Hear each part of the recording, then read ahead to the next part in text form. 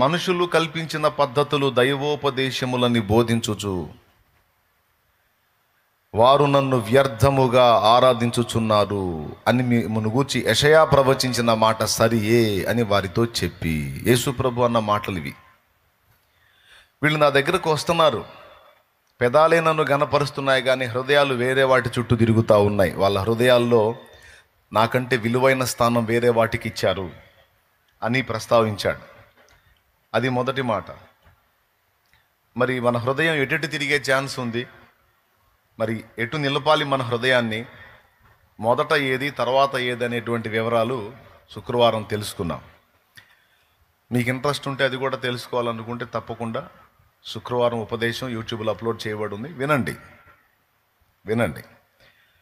ఇప్పుడు మనుషులు కల్పించిన పద్ధతులు దైవోపదేశములని బోధించుచు విశ్వసించుచు, అంటే బోధించేవాడు బోధిస్తుంటే నమ్మేవాడు నమ్మి నన్ను వ్యర్థంగా ఆరాధిస్తున్నారు అన్నాడు. దేవుని సన్నిధికి వచ్చి మనం చేసేటువంటి భక్తి, చేసే ఆరాధన, చేసే ప్రార్థన, ఇచ్చే అర్పణ, పడే ప్రయాస అంతా వ్యర్థమైద్ది అంటే గుండె జల్లు అంటది. ఎందుకంటే మన ప్రయాస ఫలించాలని ఆశపడతాం కానీ వ్యర్థం అవ్వాలని ఆశించాం.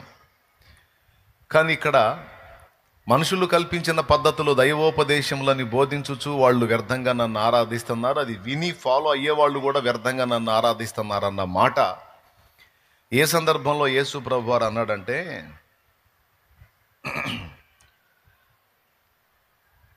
యేసు ప్రభు దగ్గరికి ఈ శాస్త్రులు పరిసయ్యులు వచ్చారు. ఒకసారి, నీ శిష్యులు చేతులు కడుక్కొనకుండా భోజనం చేయుచున్నారే, వారెందు నిమిత్తము పెద్దల పారంపర్యాచారమును అతిక్రమించుచున్నారని అడిగారు.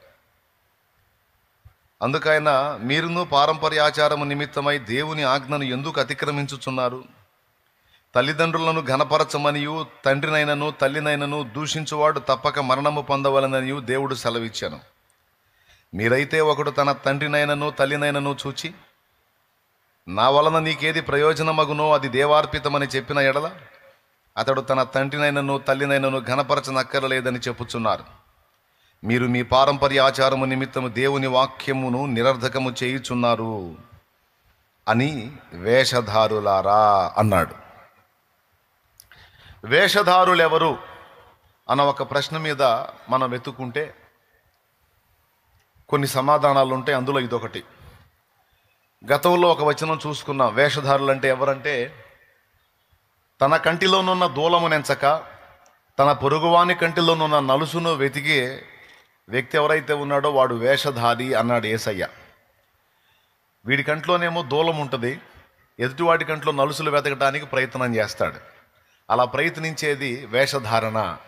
వేషధారి, ముందు నీ కంటిలోనున్న దూలమును తొలగించుకోనము, నీ పొరుగువాని కంట్లో నలుసు అప్పుడు నీకు తేటగా కనపడిద్ది అన్నాడు. వేషధారి అంటే తన తప్పులు చూసుకోకుండా, తన వంకర్లు చూసుకోకుండా ఎదుటి వాళ్ళ రంధ్రాన్వేషణ చేసేవాడు వేషధారి ఒకటి.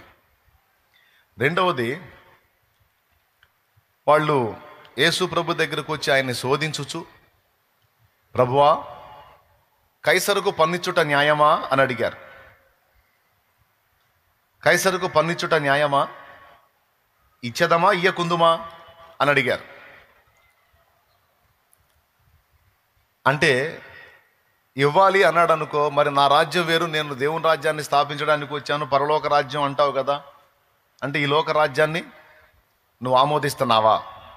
మరి నా రాజ్యం వేరు, నాది పరలోక రాజ్యం అంటున్నావుగా, ఆ రాజ్యమే వచ్చిందని ప్రకటిస్తున్నావుగా అని అడుగుదామని. ఇవ్వద్దు అంటే ఈ మ్యాటర్ తీసుకెళ్ళి కైసరికి కంప్లైంట్ చేసి, ఇదిగో నీ ప్రభుత్వానికి వ్యతిరేకంగా ఆ బోధకుడు మాట్లాడుతున్నాడని ఈయనను శిక్ష వేయించడానికి లౌక్యం, తెలివి, యేసు ప్రభుని ఇరికిద్దామని. అక్కడ కూడా ఈ పదం వాడాడు. ఏం వాడాడంటే, వేషధారులారా నన్నెందుకు శోధించుచున్నారు, రూక ఒకటి నాకు చూపించండి అన్నాడు. రూక అంటే నాణ్యం చూపించారు. దాని మీదున్న ఆ విలాసము పై రాత ఎవరివి అన్నాడు. కైసరివి అన్నారు. అప్పుడు ఆయన అన్నాడు, కైసరు అయితే కైసరికి ఇవ్వండి, దేవునివి దేవునికి ఇవ్వండి అన్నాడు.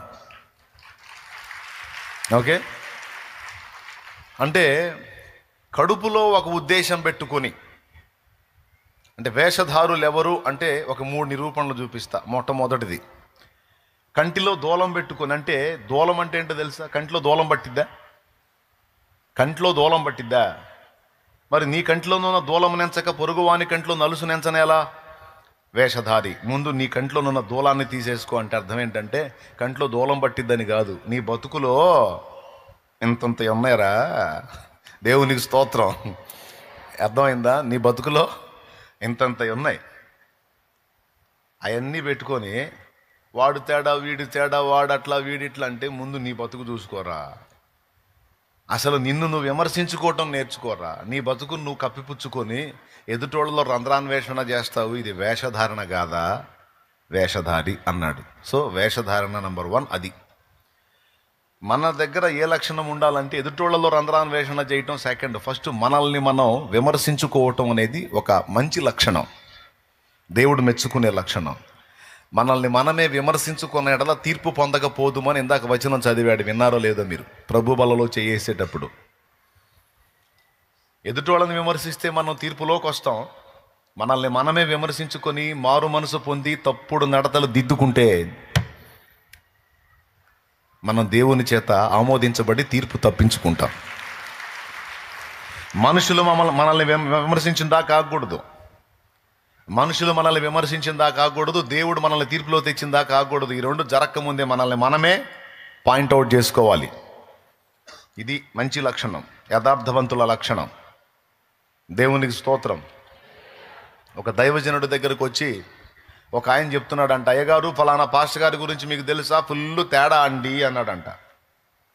ఫుల్ తేడా అండి అంటే ఈయన తడుముకోకుండా అడిగాడంట, మరి మంచోళ్ళు ఎవరు బాబు అన్నాడంట. మంచోళ్ళు ఎవరు ఒకడిని చూపించు నాకు. బైబిల్ గ్రంథం అబద్ధం కాదు. నీతిమంతుడు లేడు ఒక్కడును, ఏ భేదము లేదు, అందరూను పాపము చేసి దేవుడు అనుగ్రహించు మహిమను పొందలేకపోతున్నారని 2 వచనాలు దేవుని వాక్యం స్పష్టంగా ఉంటే, ఆయన నీతిమంతుడు కాదు, ఈయన పరిశుద్ధుడు కాదు, ఆయన తేడా ఈయన తేడా అంటావు. అసలు వాడు తేడానా, వీడు తేడానా, ఆమె తేడానా, ఈమె తేడానా అనే ఎంచేంత పరిశుద్ధుడిని నేనైతే కాదయ్యా. నాలో ఉండే లోపాలు నాలో ఉన్నాయి. కాబట్టి వాళ్ళ పాపాలు వీళ్ళ పాపాలు ఎంచడం ఎందుకు? నన్ను ఏదో ఆయన కృపతో కరుణించి ఆయన రక్తంతో కడిగి పరిశుద్ధపరిచి నిలబెట్టాడు. లేకపోతే నేను అందరికంటే తేడా అన్నాడు. అప్పుడు వీడికి సౌండ్ ఆగిపోయింది. అది యథార్థవంతుల లక్షణం.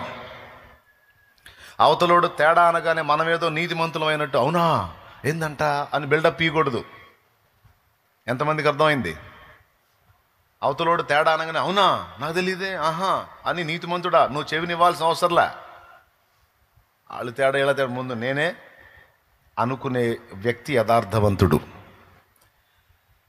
తన లోపాలెంచక ఎదుటి వాళ్లలో రంధ్రాన్వేషణ చేసేవాడు వేషధారి. ఒకటి అయిపోయింది. రెండవది, కడుపులో అవతలి వాడిని ఇరికిద్దామని మనసులో పెట్టుకొని ఏదో తెలియనట్టు అమాయకత్వాన్ని నటించి అడుగుతారు చూడు, అది కూడా వేషధారణే. దేవునికి స్తోత్రం. యేసు ప్రభు దగ్గరికి వచ్చి అట్లాగనే అడిగారు, బోధకుడా నీవు సత్యబోధకుడివి, మోమాటం లేనివాడివి, దేవుని సత్య మార్గాన్ని యథార్థంగా బోధించేవాడివని మేము ఎరుగుదుము. అయితే మాకు డౌట్ ఉంది, కైసరుకు పన్నిచ్చుట న్యాయమా కాదా అని అడిగితే ఆయన అక్కడ వాడాడు రెండో మాట, వేషధారులారా నన్ను ఎందుకు శోధిస్తున్నారా? అందరినీ పరీక్షించాల్సింది నేను రా బాబు, మీరు నన్ను టెస్ట్ చేస్తే ఎట్లా అని రోక చూపించమని ఈ రోక మీద ఉన్నటువంటి పై విలాసము పై వ్రాత ఎవరివి?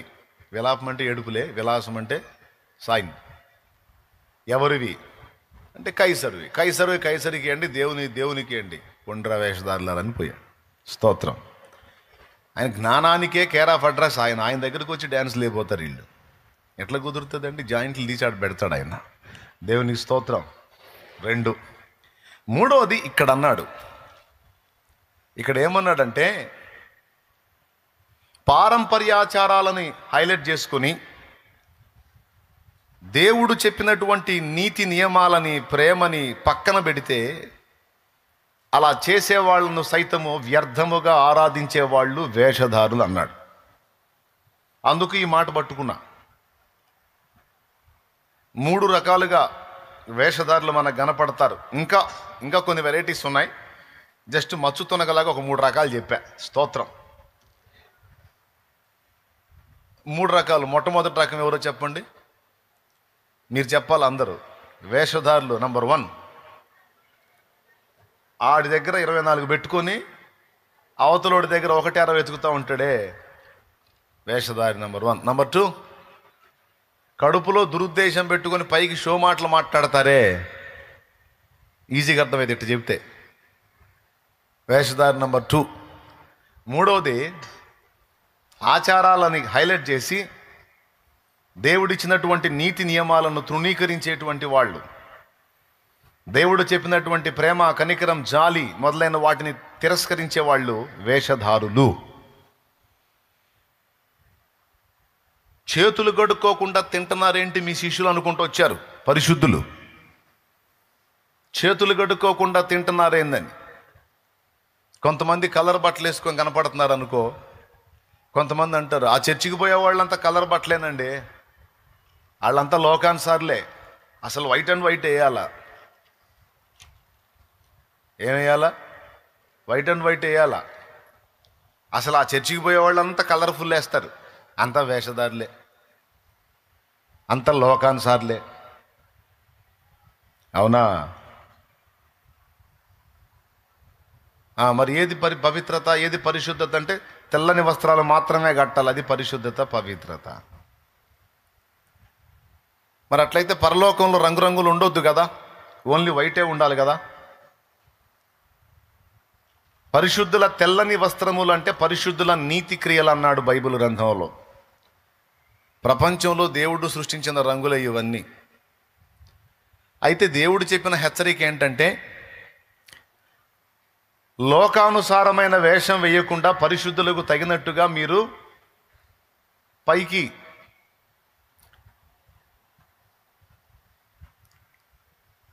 కనపడే విషయంలో కూడా కొంచెం బ్యాలెన్స్గా ఉండండి అని చెప్పాడు. అచ్చంగా వైటే వేసుకోమని చెప్పలా. అందుకే అప్పుడప్పుడు నేను కలర్ బట్టల్లో కూడా కనపడతా. దేవునికి స్తోత్రం, హల్లెలూయా. అర్థమైందా? కలర్ బట్టలు కూడా వేసుకోవచ్చు, కానీ అతికి వెళ్ళకూడదు.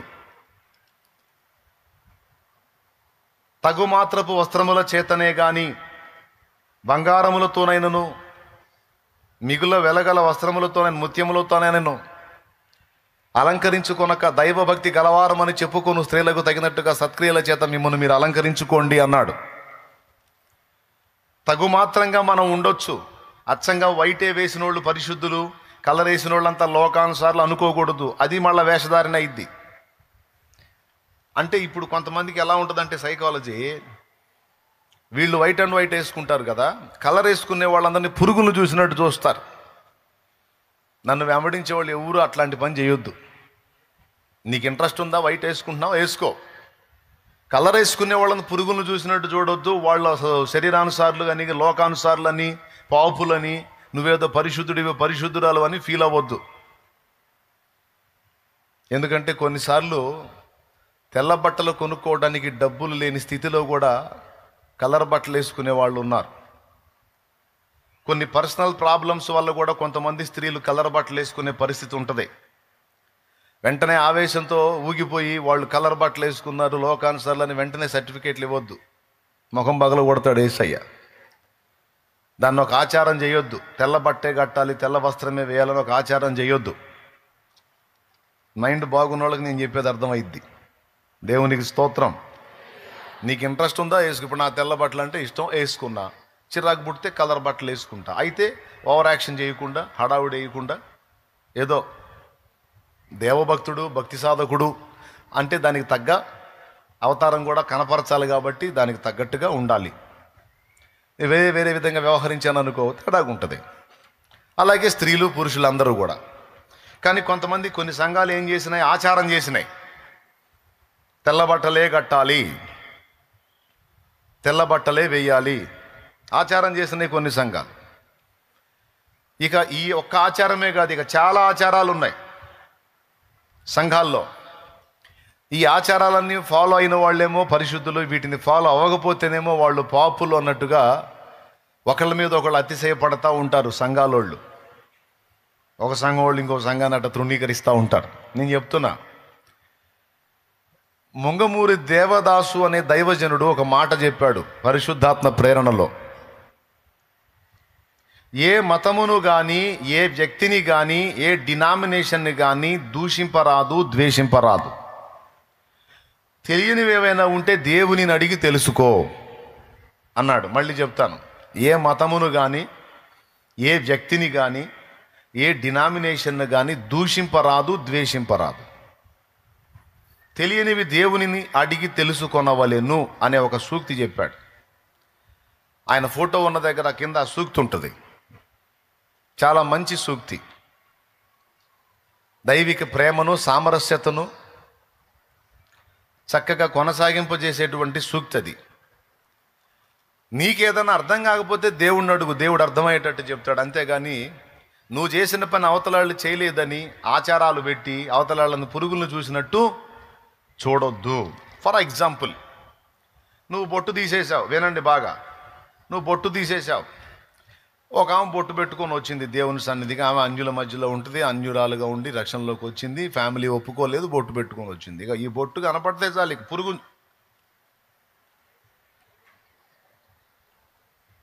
వెంటనే ఒక పురుగును చూసినట్టు చూస్తారు.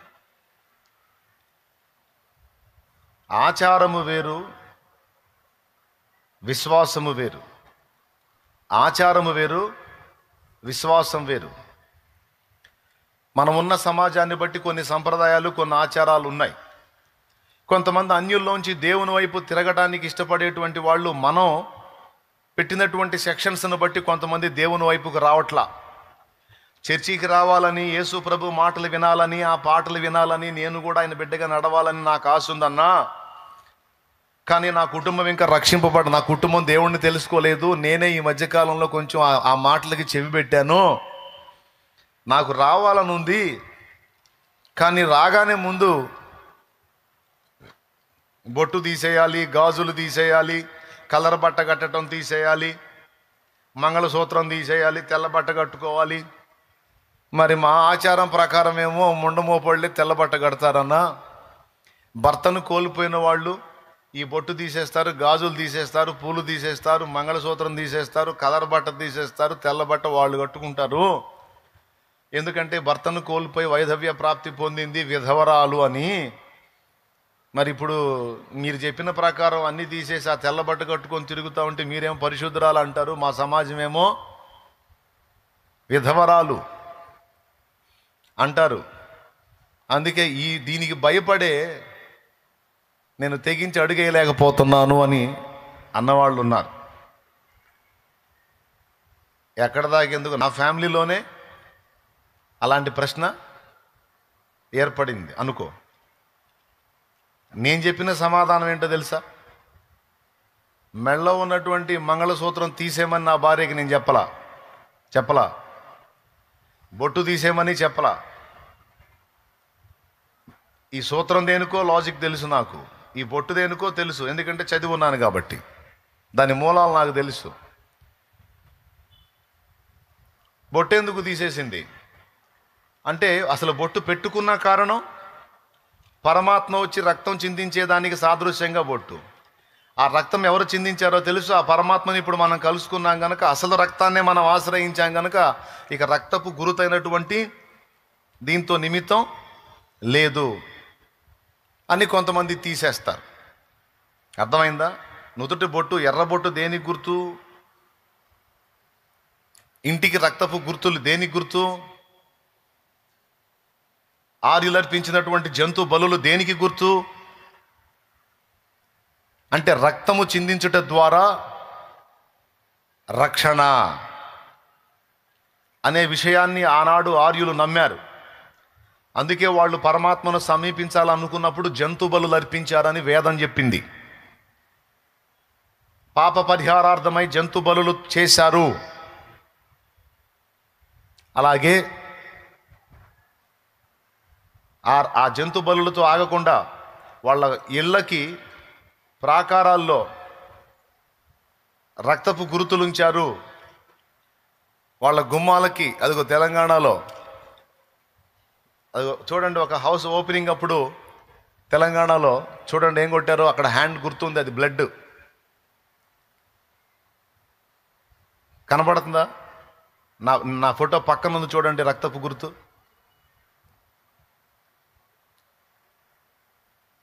అదిగో చక్కగా నీట్గా బిల్డింగ్ కట్టుకొని దాని గుమ్మానికి ఆ పక్క ఈ పక్క ఏం ముద్ర కొట్టారు? జంతువుల రక్తాన్ని చేతులతో అద్ది ఆ గుర్తు కొట్టాడు. ఎందుకు కొట్టాడు అంటే, రక్తము ఏ గుమ్మాల మీద కనపడిద్దో కీడు అనేది ఆ ఇల్లు దాటిపోయిద్ది అని అర్థం. వాళ్ళు పెట్టుకున్న సూచన. అంటే రక్తముతోనే రక్షణ, రక్తముతోనే కీడును తప్పించుకోగలం. కాబట్టి ఆ పాప పరిహారం కావాలంటే రక్తం చిందించబడాలి. ఇల్లు క్షేమంగా ఉండాలి, కీడు ప్రవేశించకుండా ఉండాలంటే రక్తపు గురుతులు ఉండాలి.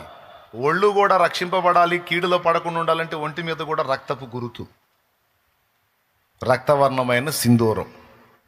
కాబట్టి అది దేనికి గుర్తు? రక్తానికి గుర్తు. ఇప్పుడు రకరకాల కలర్ల బొట్లు పెడుతున్నారు, కానీ మన చిన్నప్పటి నుంచి పెట్టిన బొట్టేది తిలకం. తిలకం ఏ రంగులో ఉంటుంది? ఒరిజినల్ బ్లడ్ కలర్ ఉంటుంది. ఎన్నో రంగులు ఉంటే రక్తవర్ణమే ఎందుకు దిద్దుకున్నారు నుదుటన? అట్లా కూడా ఒక సంకేతం ఇస్తున్నారు, రక్తము ద్వారానే పరమాత్మను చేరగలం, ఆమోదం పొందగలం అని. దేవునికి స్తోత్రం కలుగునుగాక. ఇప్పుడు ఈ జంతువుల రక్తం మనిషి పాపాన్ని తీసేసిద్దా? తీసేయలేదు. మరి ఇప్పుడు కంటికి కన్ను, పంటికి పళ్ళు, గొర్రెకు గొర్రె, బర్రెకు బర్రె, మనిషికి మనిషి. మనవాడు ఎవడన్నా హత్య చేశాడు, జైల్లో పడ్డాడు అనుకో, సార్ ఒక బర్రెను తోలుతాను సార్ లోపలికి, మా వాడిని వదలన్నట్టు వదులుతారా? వదలరు. గొర్రెకు గొర్రె, బర్రెకు బర్రె, మనిషికి మనిషే జామీన్ ఇవ్వాలి. అవునా? మనిషికి మనిషే ఉత్తరవాదిగా ఉండాలి, అప్పుడు వదులుతారు, లేకపోతే వదలరు. అలాగే ఈ మనుషులందరి పాపముల కొరకు, మన పాపానికి పశువు బలైనట్టు, మనందరి పాపముల కొరకు లోక పాపములని మోసుకొని పోవడానికి దేవుని గొర్రెపిల్లగా యేసయ్యే వస్తాడు. ఆయన మనందరి పాపముల కొరకు ఆ శిలువలో ప్రాణం పెడతాడు, ఆయన రక్తం కారుస్తాడు. ఆ రక్తమునందు విశ్వాసం ఉంచిన వారందరూ నిత్య జీవాన్ని స్వతంత్రించుకుంటారు. వదకు తేబడిన గొర్రె మౌనముగా కసాయివాని ఎదుట ఉన్నట్టు యేసయ్య చూడండి మౌనం వహించాడు. అక్కడ లోక పాపములని మోసుకొని పోవడానికి వచ్చిన దేవుని గొర్రెపిల్ల, ఒక గొర్రె తనను హింసిస్తుంటే ఎలా మౌనంగా ఉంటుందో, యేసయ్య ఒక తిరుగుబాటు చేయలేదు, ఆయన మౌనంగా సహించాడు. ఆ దెబ్బలన్నీ ఎవరివో తెలుసా? ఇదిగో నీ చేతులతో నువ్వు చేసిన పాతకాల కనుక ఆయన చేతులు అప్పగించాడు, ఆ చేతుల్లో శీలలు కొట్టబడ్డాయి. నువ్వు నేను కాళ్ళతో నడిచిన చెడు నడతకు ఆయన పాదాలు అప్పగించాడు, ఆ పాదాలకు శీల కొట్టబడింది. మనం తలలో ఆలోచించిన తప్పుడు ఆలోచనలకు కనుక ఆయన తల అప్పగించబడింది, అది ముళ్ళ చేత గుచ్చబడింది. మన సర్వ శరీరంతో మనం చేసిన పాతకాలకి ఇందాక మీరు చూశారు, ఆయన శరీరాన్ని అప్పగించాడు, ఆ శరీరము నాగలి సాళ్ల వలె దున్నబడింది. అంటే దీన్ని ఒక మాటలో చెప్పాలంటే, పిల్లలు చేసిన తప్పుకి తండ్రి ఆ శిక్ష తన మీద వేసుకొని ప్రాయశ్చిత్త బలి అయినట్టు, ఇటుపక్క తప్పుకు శిక్ష పడింది, తప్పు చేసిన పిల్లలు తప్పు దిద్దుకొని బ్రతకడానికి తప్పించుకునే ఛాన్స్ కూడా దొరికింది. ఈ రెండు జరగటానికి దేవుడే మనుషుడిగా వచ్చి ప్రాణం పెట్టాల్సి వచ్చింది. నా ప్రభు ఆ పని చేయకపోతే నీకు నాకు నిత్య జీవం చేరే దారే లేదు. ఇది సత్యం. వేదం చెప్పినది అదే, బైబిల్ చెప్పినది అదే. దేవునికి స్తోత్రం కలుగునుగాక. అర్థమైందా? వాళ్ళు రక్తము ద్వారానే రక్షణ, మనం కూడా రక్తము ద్వారానే. అది మనమేమో యేసు రక్తం తెలుసుకున్నాం కనుక, యేసు నామం తెలుసు కాబట్టి డైరెక్ట్గా ఆయనకే ప్రార్థన చేస్తున్నాం. వాళ్ళకి నామం తెలియదు కాబట్టి గురుతులు వేసుకొని తిరుగుతున్నారు ఇప్పటికి కూడా. ఇప్పుడు మనం చెబుతుంది ఏంటంటే, నుదుటన పెట్టుకున్నవే తిలక వర్ణం, రక్తవర్ణం, అది యేసు రక్తాన్నే సూచిస్తుంది. అదిగో నీ కొరకు ఆ రక్తం చిందించబడింది కనుక నుదుటన పెట్టుకున్న దాంతో కాదు, నువ్వు ఆశ్రయించాల్సింది యేసు రక్తాన్ని చూపిస్తున్నాం. ఒక్క మాటలో చెప్పాలంటే అపోస్తలుల కార్యం 17వ అధ్యాయంలో పౌలు చెప్పినట్లు, ఓ ఏథెన్సు వారలారా, తెలియక మీరు దేని యందు విశ్వాసం ఉంచుచున్నారో దానినే మీకు ప్రచురపరుస్తున్నామన్నట్లు, తెలియక మీరు ఏదైతే ఫాలో అయ్యారో, దేని యందు విశ్వాసం ఉంచారో దానేనయ్యా నేను చెబుతుంది, ఇంకో కొత్తదేం కాదు అని అర్థమయ్యేటట్టు చెప్పడం. నా భార్యకు సూత్రం తీసేయమని నేను చెప్పలా, బొట్టు తీసేయమని నేను చెప్పలా, గాజులు తీసేయమని నేను చెప్పలా, కావాలంటే అడగండి. చెప్పలా, నేను ఎవరికి చెప్పలా. నువ్వు చెప్పావుగా నాకు అవన్నీ తీసేయమని అన్నవాళ్ళు ఎవరో రాండి ముందుకి. దేవునికి స్తోత్రం. నీకు ఇష్టమైంది నువ్వు తీసేసుకున్నావు, నాకు సంబంధం లేదు. ఎందుకంటే అన్నీ పెట్టుకోవటం అన్యాచారం అయితే అన్నీ తీసేయటం మనాచారమైంది. ఏది మళ్ళీ చెబుతా, అన్నీ పెట్టుకోవటం అన్యాచారం అయితే అన్నీ తీసేయటం మనాచారమైంది, మనది ఒక ఆచారం అయిపోయింది.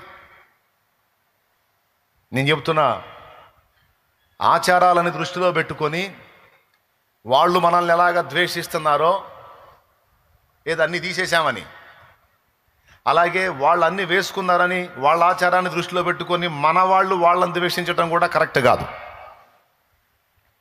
దేవునికి స్తోత్రం. కానీ కొంతమంది అట్ట కాదు, పురుగులను చూసినట్టు చూస్తారు. విశ్వాసులే, తప్పు బిడ్డ, అలా చేయొద్దు. బొట్టు పెట్టుకొని వచ్చింది సన్నిధి కంటే అక్కడ పరిస్థితి ఏంటో నీకు తెలుసా? తెలియదు కాబట్టి అర్థం చేసుకో. తనకు తెలుసు నుదుటను ఉన్నటువంటి ఆ సింధూర వర్ణం యేసు రక్తానికి సాదృశ్యంగానే ఉందన్న సంగతి తెలుసు. యేసు రక్తాన్ని ఆశ్రయించాలని తెలుసు. కానీ తన సమాజం ఇంకా రక్షణలోనికి రాలా, తన ఇరుగు పొరుగుల రక్షణలోకి రాలా, తన ఇంటివారు రక్షణలోనికి రాలా. బొట్టు తీసేయమన్నారు, గాజులు తీసేయమన్నారు, సూత్రం తీసేయమన్నారు, ఇట్లా మాటలు చెప్తున్నారు కనుక మాకు చర్చికి రాబుద్ధి కావటల్లా.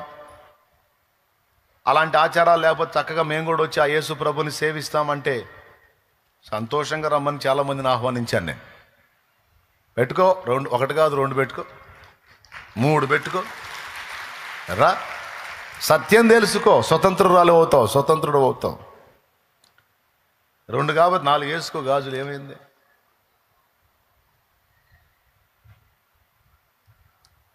ఏమంటే సూత్రం వేసుకో, పసుతాడు కాబట్టి చాంతాడు కట్టుకో, ప్రాబ్లం లేదు కదా.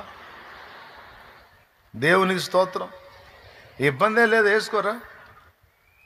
అది ఏంటంటే పురుషులకు ఒక సూచన.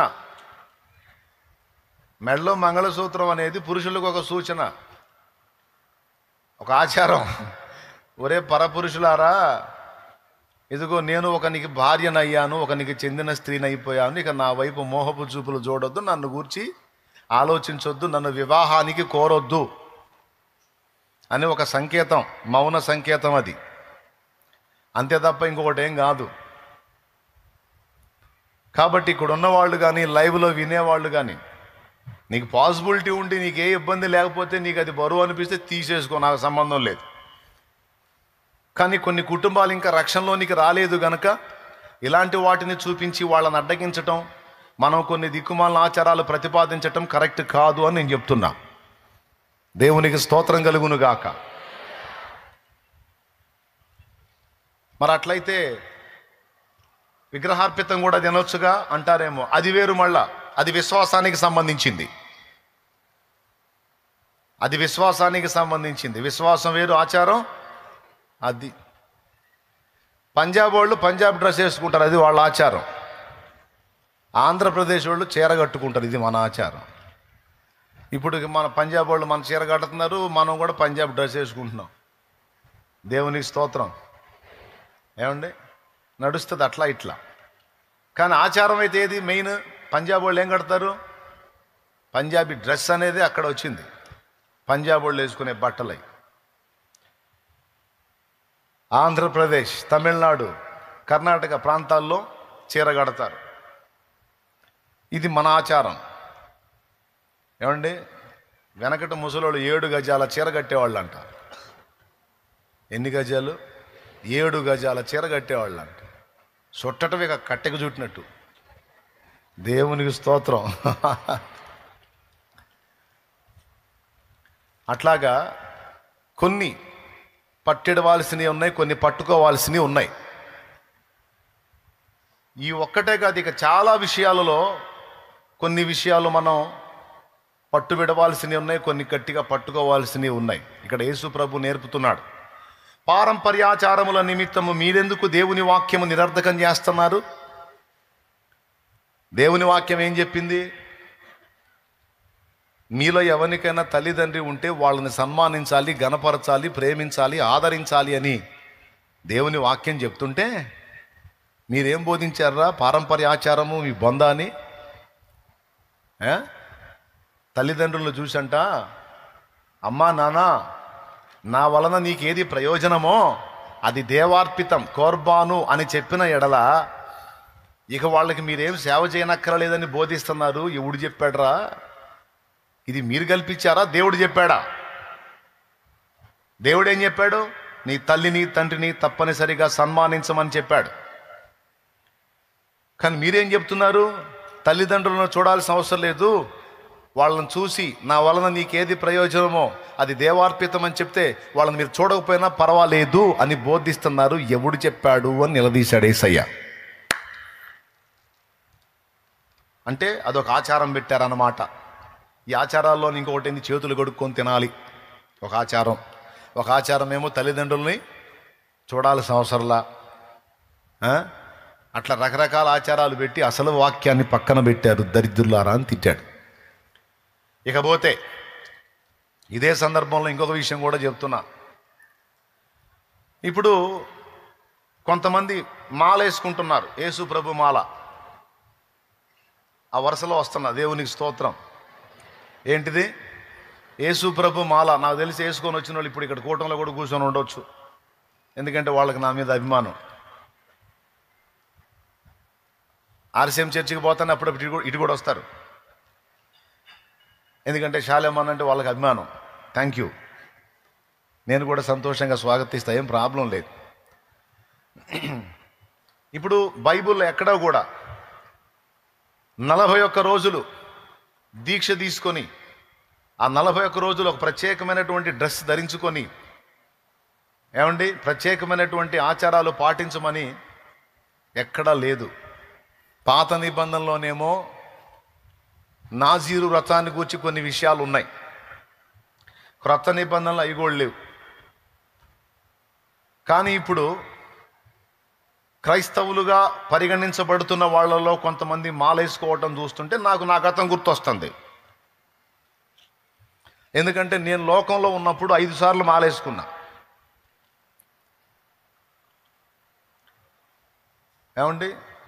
ముద్రమాల, స్ఫటికమాల అని 2 రకాలు వేసుకోవాలి మెడలో. వాటికి సంబంధిత దేవతల లేక ఆ వ్యక్తుల యొక్క ఫొటోస్ ఉంటాయి. పూజ చేసుకునేటప్పుడు వాటికి కూడా చేయాలి. ఒకటి, చెప్పులు వేసుకోకూడదు 41 రోజులు. 2, నేల పడక నేల మీద పండుకోవాలి, మంచాలు ఎక్కకూడదు. 3, ఏకభుక్తం, రోజులో ఒక్కసారి మాత్రమే ఆహారం తీసుకోవాలి. అయితే మేము సద్ది పేరుతోనే మధ్యాహ్నం తినేవాళ్ళం, భిక్ష పేరుతో పొద్దున సాయంత్రం తినేవాళ్ళం 3 పూట్ల. మాలు వేసుకోకముందు బక్కకున్నోడు మాల అయిపోయి తీసేటప్పటికి నేను చేసింది చెప్తున్నా. నేను మధ్యాహ్నం తినేదాన్ని అన్నం తినేదాన్ని సద్ది అంటాం, పొద్దున టిఫిన్ చేసేదాన్ని భిక్ష అంటాం. అట్లాగా 5 సార్లు వేసుకున్నాం. ఇకపోతే 41 దినం బ్రహ్మచర్య దీక్ష. అలాగే ఎలాంటి అపవిత్రమైన కార్యకలాపాలకు దూరంగా ఉండాలి.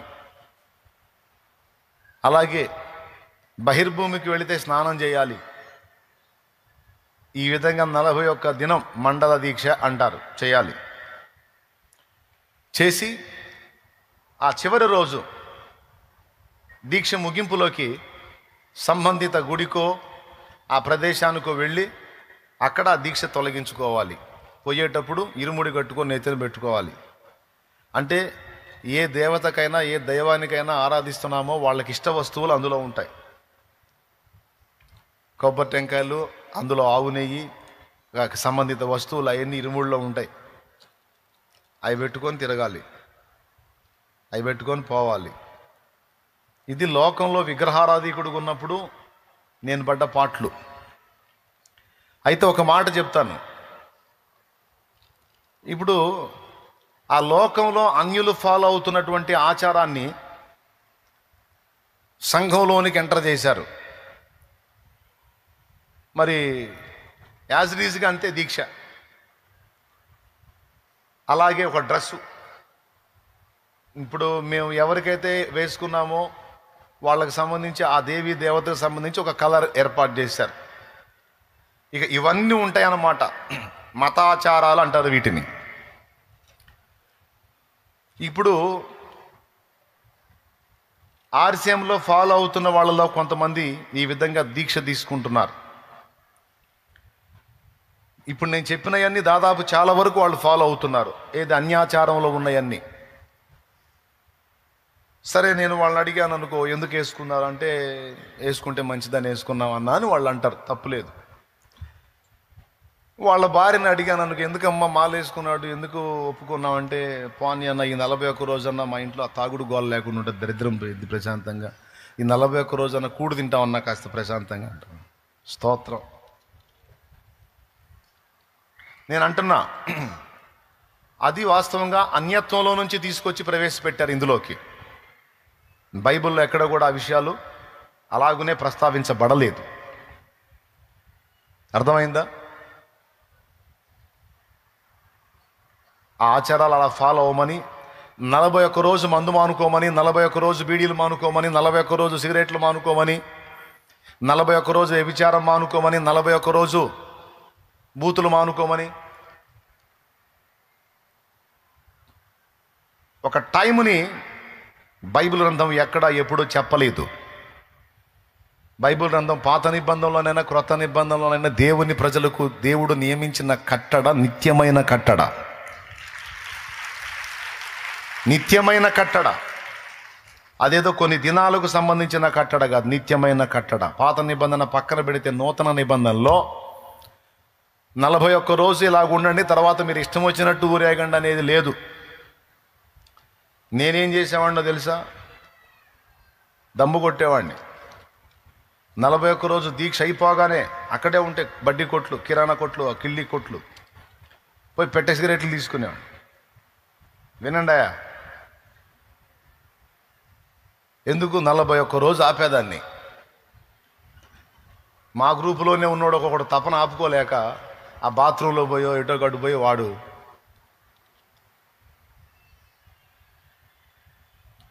అంటే ఒక వ్యసనాన్ని, వినండి, ఒక వ్యసనాన్ని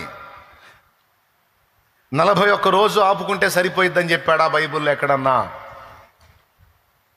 2002 ఏప్రిల్ 17వ తారీఖు బాప్తిస్మానికి పోయినప్పుడు దేవుడు నాతో మాట్లాడింది ఏంటంటే, ఇది 41 రోజు దీక్ష లాంటిది కాదా, ఇది బతుక్కాలం దీక్ష. ఇదేం దీక్ష? బ్రతుక్కాలం దీక్ష. నేను అంటున్నా, మొత్తానికి 41 రోజు అయితే అట్లా ఉండాలని సాహసం చేశారు. అసలు ఈ 40 రోజుల దీక్ష కూడా ఎందుకు పెట్టారో తెలుసా? వాళ్ళు ఒక సైంటిఫిక్ రీజన్ కోసం పెట్టారు. హ్యూమన్ సైకాలజీ ప్రకారం, ఒక మనిషి సైకాలజీ ప్రకారం ఒక పనిని రోజు చేస్తూ చేస్తూ చేస్తూ 40 దినాలు కానీ కంటిన్యూగా చేస్తే ఇక ఆ తర్వాత ఆటోమేటిక్గా అతడు దానికి అలవాటు పడిపోతాడు. ఆ ప్రాచీన విధానాలు మారిపోయి ఒక నూతనత్వంలోనికి వస్తాడు అనేది సైంటిఫిక్ రీజన్. దాన్ని బట్టి 41 రోజులు అని పెట్టారు. కానీ నేను చూసినంత వరకు పొరపాటును కూడా మారలేదు, ఎందుకంటే నేనే మారలేదు కాబట్టి. అర్థమైందా? నేనే మారలా. మళ్ళీ డౌట్ లేకుండా ఇదిగో వేసుకున్న ప్రతిసారి ఇదొక పని, మళ్ళీ చేతిలో కర్పూరాలు కాల్చడం, హ్యాండ్ మధ్యలో ఒక చుక్కలా కనపడుతుంది చూడండి, అది కర్పూరం కాల్చుకున్నది. స్పూనుల్లో చెంచాల్లో కాకుండా అరిచేతిలో కర్పూరపు కణిక పెట్టుకొని దాన్ని ముట్టించి తిప్పా. భక్తి, పరమాత్మ సాక్షాత్కారం. సరసర సరసర చర్మం అంతా చేయంతా నిలువున కాలిపోతున్నా సరే నా భక్తికి మెచ్చి పరమాత్మ సాక్షాత్కరిస్తాడేమో అనుకుని అక్కడ చేస్తే ఈ పరమాత్మ సాక్షాత్కారం అయ్యాడు.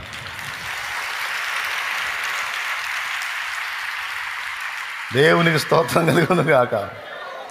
ఎవరు సాక్షాత్కారం అయ్యారు? ఒరే పిచ్చోడా, అక్కడేమి లేదురా, ఉన్నది నేనని అదిగో ఆయన నాకు తను తాను బయలుపరుచుకున్నాడు. యేసు ప్రభు మత్తయి సువార్త 11వ అధ్యాయం 28వ వచనం నుంచి కిందికి చదివితే ఒక అద్భుతమైన మాట అన్నాడు. ప్రయాసపడి భారము మోయిచున్న సమస్త జనులారా నా యొద్దకు రండి, నేను మీకు విశ్రాంతి కలుగజేతును. నేను సాత్వికుడను దీన మనస్సు గలవాడను గనుక మీ మీద నా కాడి ఎత్తుకొని నా యొద్ద నేర్చుకొనుడి, అప్పుడు మీ ప్రాణములకు విశ్రాంతి దొరుకును. ఏలయనగా నా కాడి సులువుగాను నా భారము తేలికగాను ఉన్నవి. అది మాలేసుకున్నప్పుడు చలికాలం చలి పుడుతూ ఉంటుంది, అప్పుడు పోసుకోవాలి సన్నీళ్ళు. మళ్ళీ వేడి నీళ్ళు పోసుకోకూడదు, సన్నీళ్ళ స్నానం చేయాలి. నా యేసయ్య సన్నీళ్ళ స్నానం చలికాలం రోజుల్లో తెల్లవారుజాము చేయమని చెప్పలా. స్తోత్రం, హల్లెలూయా. నువ్వు మామూలుగా చేసే స్నానం చేయరా, కానీ తెల్లవారుగానే ముందు మోకాళ్ళు వేసి ప్రార్థనలో నన్ను కలుసుకోమని చెప్పాడు. మోకాళ్ళుని ప్రార్థన అయితే చేస్తాం, కానీ స్నానం చేయాలంటే కష్టంగా. నా కాడి సులువు నా భారము తేలిక. కాళ్ళకు చెప్పులు లేకుండా తిరగమల్లా వేసుకొని తిరుగు, కానీ మందిరంలో చెప్పులేడు. స్తోత్రం, అర్థమైందా? నా కాడి సులువు నా భారము తేలిక. నేల మీద పండుకో, చెవుల్లో కాళ్ళ చెర్లు పోయినా పురుగులు పోయినా అట్నే సావు అని చెప్పలా. మంచం మీద పండుకోనాయన అన్నాడు. దావీదు అన్నాడు, నేను పరుండి నా పడక మీద ధ్యానించేదను, నిన్ను గూర్చి ధ్యానించేదను అన్నాడు. స్తోత్రం. నువ్వు మంచం మీద పండుకుంటానంటే ఏయ్ కింద అల్లా పండుకోరా బాబు, పండుకో, పర్వాలేదండి. నువ్వు అనకూడదు. బహిర్భూమికి వెళ్ళొచ్చావు అనుకో, స్నానం చేయాలని చెప్పలా, శుభ్రపరచుకొని వచ్చేసేమని. ఎక్కడా కూడా యేసయ్య బరువైన కాడి పెట్టినట్లు లేదు. మనకున్న పథ్యం వల్ల ఒక్కటే పెద్ద పథ్యం, అదే పాపం. అదొక్కటి చేయొద్దన్నాడు. కొడితే గట్టిగా.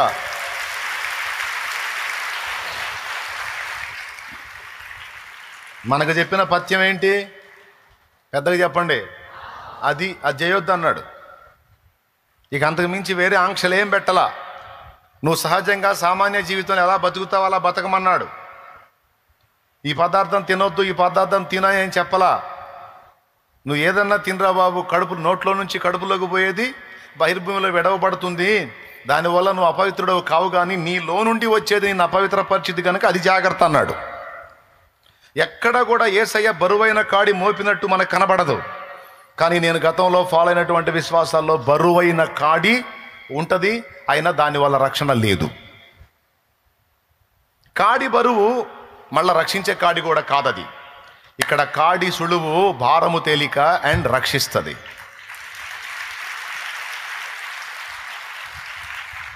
సో నేను ఇక్కడ ఉన్నటువంటి వాళ్ళలో మాలేసుకున్న వాళ్ళు కూడా చెప్తున్నాను ఏంటంటే, కూటమైనా కనపడుతున్నారు నాకు, అందుకని చెప్తున్నాను, బ్రదర్స్ మీరు తప్పు చేశారని నేను చెప్పట్లా, మీరు తప్పు చేశారని నేను చెప్పట్లా. కనీసం ఒక 40-41 రోజు యేసు ప్రభులో ఉండాలని మీరు కోరుకున్నారు. నేను చెప్పేది ఏంటంటే, ఆ వేసుకున్న మాల ఏదో పర్మనెంట్గా వేసుకోండి అని చెబుతున్నా.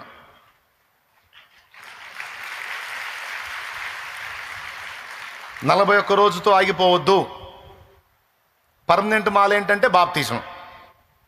అది పర్మనెంట్ మాల ఏంటంటే బాప్తీసం. ఎటుకూడి 40-41 రోజు ఆ దరిద్రాన్ని వదిలేసావుగా, పీడ పోయిందిగా, ఆ తాగుడు, ఆ వ్యభిచారం, ఆ పాపిష్టి వ్యవహారం, ఆ దరిద్రం చండాలం అంతా వదిలేసావుగా. ఈ పట్టుపట్టిక అలాగనే కంటిన్యూ అయిపో, రా బాప్తీసం ఇత్తా, ఇక అట్లనే కొనసాగు. కంటిన్యూ అయిపో నాన్న, కంటిన్యూ అయిపో. ఇక మనకి డ్రెస్ కోడ్ కూడా ఏం లేదు, నువ్వు ఏ బట్టలు వేసుకున్నా పర్వాలా. ఇప్పుడు నేనేదో ఇప్పుడు తెల్లవి దొరికిన వేసుకున్నాను, చిరాకు పుట్టింది, నన్ను కలర్ వేసుకొని వస్తాను, ఆయన వెనకాడను, కలర్ వేసుకొని వస్తా. తెల్లదే వేసుకొని నిలబడాలని రూల్ ఏం లేదు.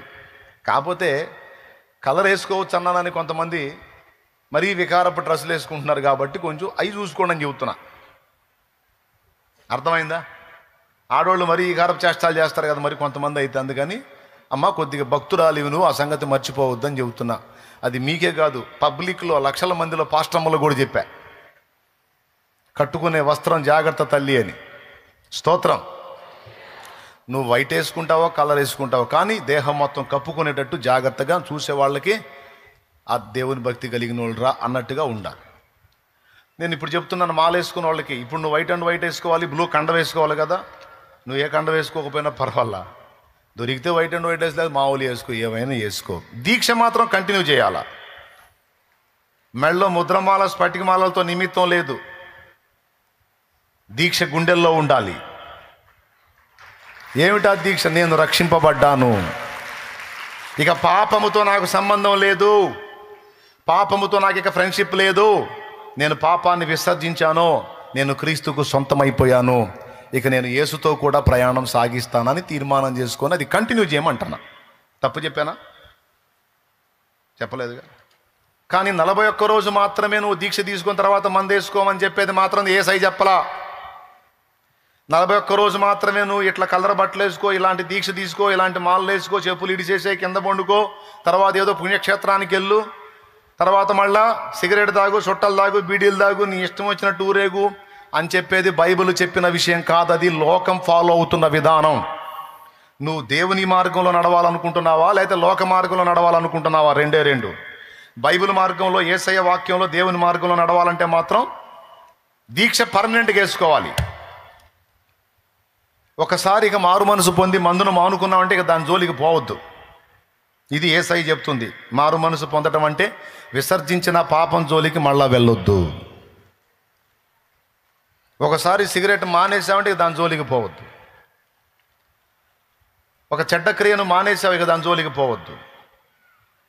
పర్మనెంట్, పూర్తిగా కట్ చేసేసేయాలి. దమ్ముందా? నిజంగా మారి దేవునికి సాక్షిగా బతికే దమ్ముందా? రా. ఈ తారీఖు ఎంతో కొంత 23. బాప్తిస్మాలు ఎప్పుడు అంటే ఎప్పుడు? రేపు వచ్చే బుధవారం రా.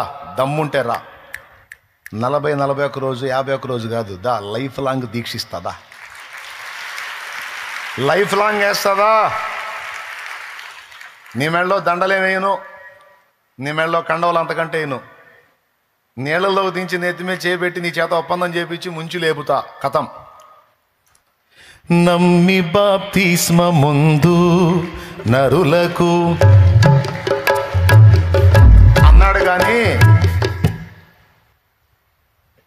మాల వేసుకొని వారికెన్లా 41 దినములు దీక్షలో కొనసాగితే ధన్యులని చెప్పలా.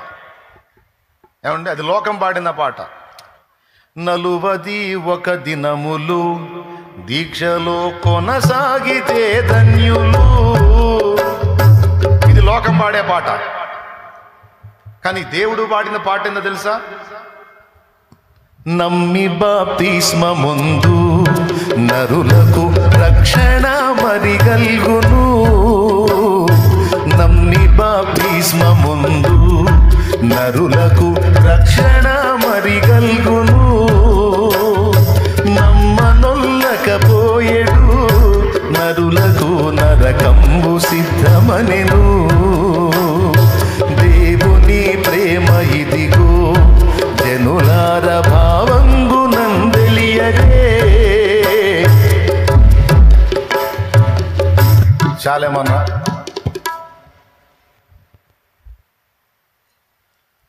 ఎవరు చెప్పలా దీని గురించి, నువ్వు ఎందుకు చెబుతావు అంటే వాళ్ళు నా దగ్గరికే దేవుడు పంపిస్తున్నాడు కాబట్టి. దేవునికి స్తోత్రం కలుగును గాక.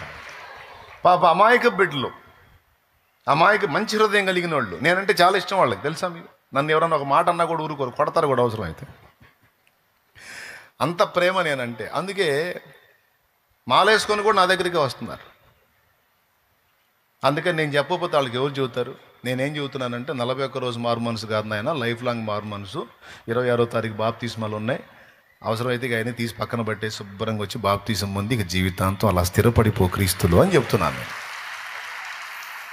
నేనేమైనా ఎగతాళి చేశానా?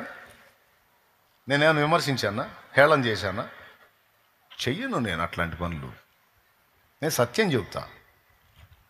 వాళ్ళే ఆలోచించుకొని ఒక అండర్స్టాండింగ్కి రావాలి. దేవునికి స్తోత్రం. ఎటుగుడి 41 రోజు ఫిక్స్ అయ్యారు కదా, కంటిన్యూ అవ్వండి అని చెబుతున్నాను నేను.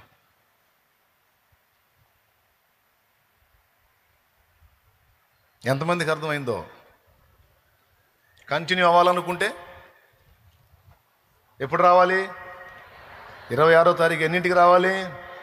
10ంటికి రావాలి. ఇప్పుడు మనం బాప్తీసం పొందిన వాళ్ళు చేతులు ఎత్తండి. ఇది మేము లైఫ్ లాంగ్ వేసుకున్నాం దీక్ష, కాబట్టి ఎవరన్నా దీక్ష వేసుకుంటే వాళ్ళు మాకంటే తక్కువే.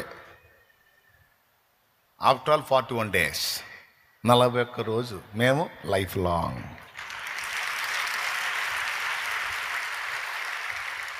41 రోజు దీక్ష చేశాను కాబట్టి రాకళ్ళు ఎత్తబడతానన్న నిశ్చయిత నీకు లేదు. కానీ బాప్తీసము పొందిన మాకు యేసయ్య 2వ రాకడలో ఖచ్చితంగా ఎత్తబడతామన్న నిశ్చయిత ఉంది. ఉందా? కన్ఫామ్గా ఉంది. కానీ దీక్ష తీసుకున్నోడికి లేదుగా. నేను అందుకే చెప్తున్నాను, వాళ్ళ మాటలని మోసపోకండి ఆయన, కంప్లీట్గా మారండి, బాప్తీసం పొందండి. లేకపోతే ఆర్సీఎం ఫాదర్ని అడగండి, వాళ్ళే ఇస్తారు బాప్తీసం, ఇబ్బంది లేదు. కాకపోతే చిలకరింపిస్తారు. లేదన్నా ఇక్కడ తీసుకోవాలనుకుంటున్నానంటే రా, ముంచుడు బాప్తీసం ఇస్తా. దేవునికి స్తోత్రం. లైఫ్ లాంగ్ దీక్ష. అంతేగాని అన్యజనుల ఆచారాల్లో కొన్నిటిని మనం ఫాలో అవ్వాల్సిన అవసరం అది. దానివల్ల ప్రయోజనం లేదు. ఇక ఇలాంటి ఆచార వ్యవహారాలు ఏ విషయాలలో ఎలా ఉండాలో దాదాపు తరచుగా నా ఉపదేశాల్లో చెప్పుకుంటా వచ్చా. కొంతమంది వ్యర్థముగా ఆరాధిస్తున్నారు అన్నాడు.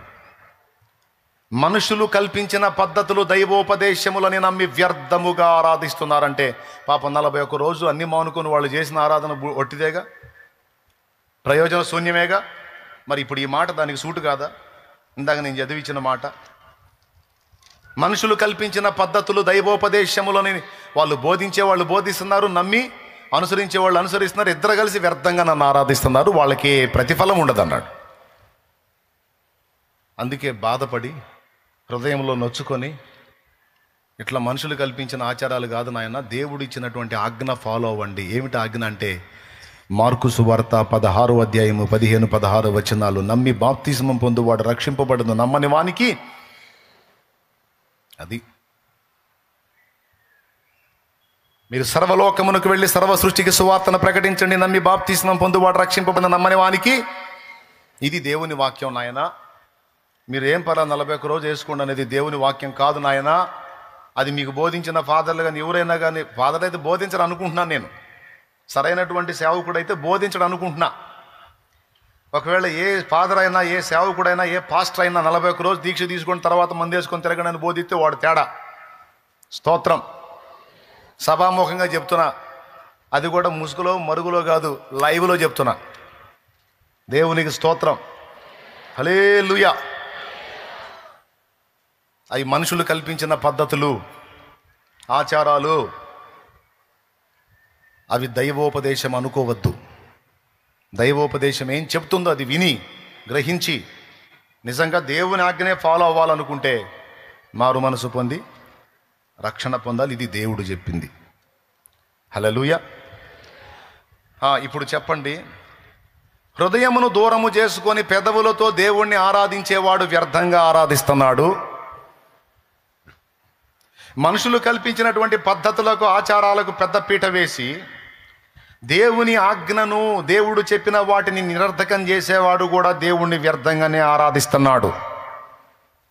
మన ఆరాధన వ్యర్థం కాకుండా అర్థవంతమైందిగా ఉండాలంటే చాలా మెలకువగా మనం దేవుణ్ణి సేవించాలి. ఇక్కడ ఒక విషయాన్ని మీకు చెప్తాను నేను.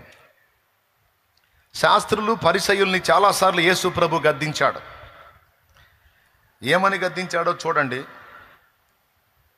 అయ్యో వేషధారులైన శాస్త్రులారా పరిసయ్యులారా అని ఆయన గద్దించినటువంటి గద్దింపు మీకు చూపిస్తాను.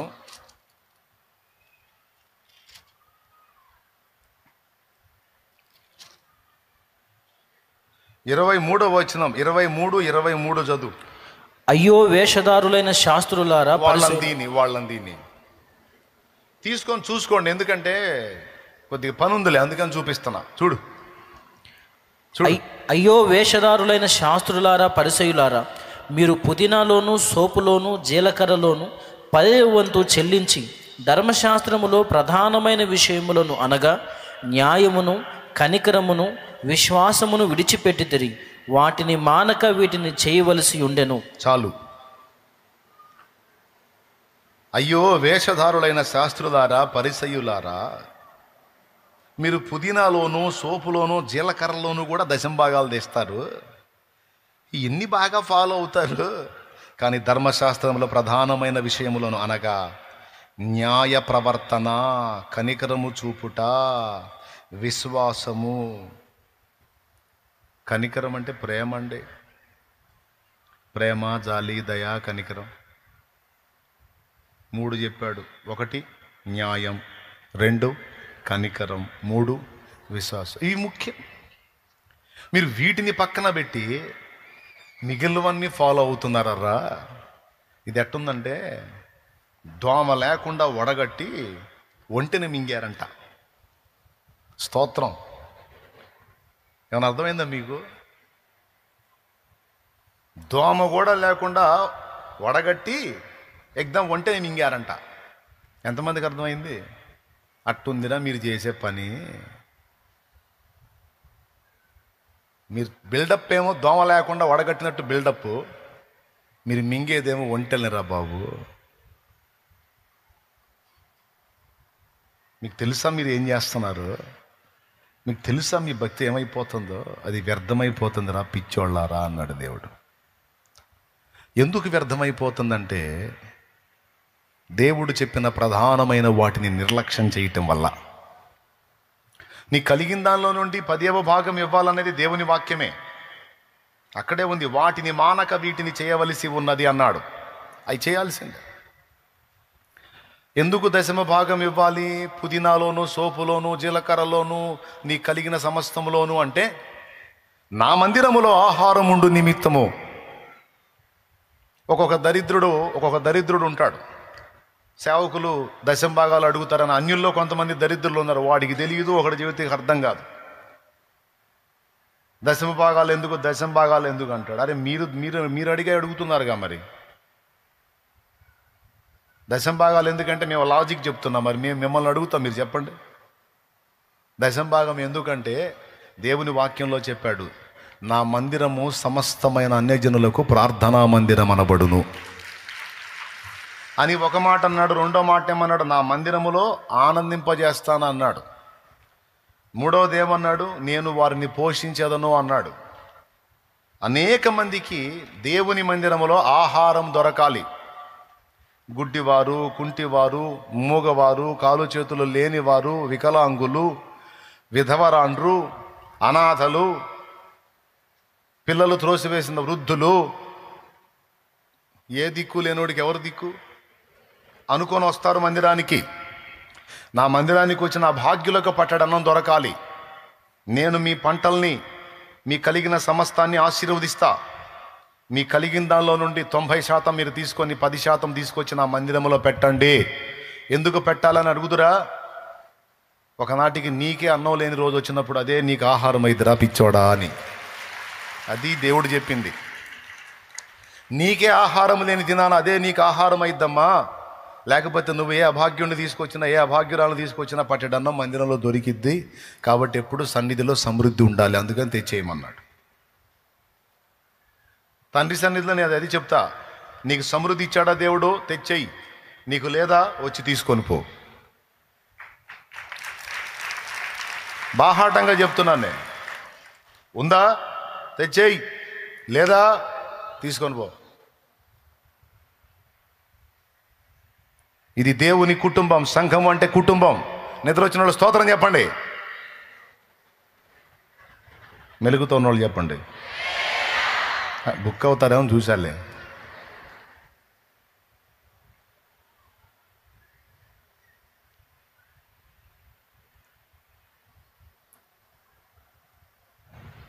సన్నిధిలో ఆహారం ఉండాలంటే పరిశుద్ధులు వాళ్ళ రాబడిలో నుండి తీసుకొచ్చి ఇక్కడ వేయాలి. లేనివాడు వచ్చి తీసుకొని పోవాలి. సంఘంలో ఉన్నవాడు పస్తుతో ఉండడానికి వీల్లేదు, బిడ్డల్ని పస్తు పెట్టడానికి వీల్లేదు. ఇది క్రమం. కాబట్టి ఇది చేయాలి. దీంతోపాటు న్యాయము, కనికరము, విశ్వాసము, ఈ మూడింటిని కూడా మీరు విడిచిపెట్టకూడదు అని మాట్లాడాడు. ఇప్పుడు ఆచార సంబంధులు వీటిని ఎలా వదిలేస్తారో ఒక ఎగ్జాంపుల్ యేసయ్యే చెప్పాడు. చూస్తారా బైబిల్లో? చూడండి, లూకాసు వార్త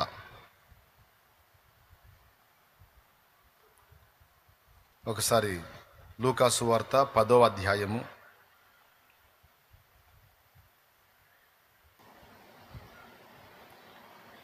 25వ వచనం, 10:25. నేనే చదువుతాను, మీరు ఇంట్రెస్ట్గా వినండి, జాగ్రత్తగా వినండి. ఇదిగో, ఒకప్పుడు ధర్మశాస్త్రోపదేశకుడు ఒకడు లేచి, బోధకుడా, నిత్య జీవమునకు వారసుడనగుటకు నేనేమి చేయవలెనని ఆయనను శోధించుచు అడిగాను. అందుకు ఆయన, ధర్మశాస్త్రం అందేమి రాయబడి ఉన్నది, నీవేమి చదువుచున్నావని అతను అడిగాడు. అతడు, నీ దేవుడైన ప్రభువును నీ పూర్ణ హృదయముతోనూ, నీ పూర్ణ మనస్సుతోనూ, నీ పూర్ణ శక్తితోనూ, నీ పూర్ణ వివేకముతోనూ ప్రేమింపవలెననియు, నిన్ను వలె నీ పొరుగువానిని ప్రేమింపవలెననియు వ్రాయబడి ఉన్నదని చెప్పాను. భలే చెప్పాడు, బాగుంది. అప్పుడు యేసుప్రభు అన్నాడు, అందుకైనా నీవు సరిగా ఉత్తరం ఇచ్చితివి, అలాగూ చేయుము, అప్పుడు జీవించదవని అతనితో చెప్పాను. అయితే తాను నీతిమంతుడైనట్టు కనబరుచుకొనగోరి అతడు, అవును గాని నా పొరుగువాడెవడని యేసుని అడిగాను. నా పొరుగువాడు అన్నావు కదా, పొరుగువాడెవడు అని అడిగాడు. అందుకు యేసు ఇట్లా, నేను ఒక మనుషుడు యెరూషలేము నుండి యెరికో పట్టణమునకు దిగి వెళ్ళుచు దొంగల చేతికి చిక్కెను. వారు అతని బట్టలు దోచుకొనిరి, అతని కొట్టి కొర ప్రాణములతో విడిచిపోయిరి. అప్పుడు ఒక యాజకుడు ఆ త్రోవను వెళ్ళుట తటస్థించెను. అతడు అతన్ని చూచి ప్రక్కగా పోయెను. అలాగుననే లేవీయుడు ఒకడు ఆ చోటికి వచ్చి చూచి ప్రక్కగా పోయెను. అయితే ఒక సమరయుడు ప్రయాణమై పోవచ్చు, అతడు పడి ఉన్న చోటికి వచ్చి అతనిని చూచి అతని మీద జాలిపడి దగ్గరకు పోయి నూనెయు ద్రాక్షరసమును పోసి అతని గాయములను కట్టి తన వాహనం మీద ఎక్కించి ఒక పూటకూళ్లవాని ఇంటికి తీసుకొని పోయి అతన్ని పరామర్శించెను. మరునాడు అతడు 2 దేనారములు తీసి ఆ పూటకూళ్లవానికి ఇచ్చి, ఇతన్ని పరామర్శించుము, నీవింకా ఏమైనాను ఖర్చు చేసినడలా నేను మరలా వచ్చినప్పుడు అది నీకు తీర్చేదనని అతనితో చెప్పి పోయెను. కాగా దొంగల చేతిలో చిక్కిన వానికి ఈ ముగ్గురిలో ఎవడు పొరుగువాడాయనని నీకు తోచుచున్నదని యేసు అతన్ని అడుగగా అతడు అన్నాడు, ఎవరింకా ఆయన మీద జాలిపడిన వాడే అనెను. అందుకు యేసు, నీవును వెళ్ళి అలాగూ చేయమని అతనితో చెప్పాను. క్లియర్గా అర్థమైందా మీకు? రైట్, ఇప్పుడు మ్యాటర్కి వస్తా, వినండి. యేసయ్య చెప్పినటువంటి ఈ ఎగ్జాంపుల్లో యెరూషలేము నుండి ఒకడు యెరికోకి దిగిపోతున్నాడంట. మార్గ మధ్యంలో దొంగలు పట్టుకున్నారు. దొంగలు పట్టుకుంటే జాలి పడతారా? కొట్టి పడేశారు, రక్తాలు గారేటట్టు కొట్టారు. కొట్టి వాళ్ళ దగ్గర ఉన్నవన్నీ దోచుకున్నారు. ఆఖరికి వస్త్రాలు కూడా దోచుకొని పోయారు. కొర ప్రాణముతో అంటే చచ్చిపోయే పరిస్థితికి వెళ్ళిపోయాడు. అంతసేటు కొట్టి పడేసి వెళ్ళిపోయారు. వాళ్ళు అసలు ఏమాత్రం ఓపిక లేకుండా చచ్చిపోతాడు ఇంకాసేపట్లో. అయితే ఆ మార్గమున యాజకుడు ఒకడు పోతున్నాడు. యాజకుడు అంటే మీకు తెలుసా? దేవాలయములో పెద్ద, దేవాలయ కైంకర్యములలో ముఖ్యమైన పార్ట్ పోషించేవాడు యాజకుడు. యాజకుడు ఆ త్రోవను పోతా ఉన్నాడు. వీడిని చూశాడు. కనీసం వాడిని ఆగి చూసి పలకరించి పరామర్శించి ఏం చేయలా, అలాగ దాటి వెళ్ళిపోయాడు. దేవునికి స్తోత్రం కలుగునుగాక. ఏమనుకొని పోయి ఉంటాడు యాజకుడు? నేను చెప్పనా? వీడు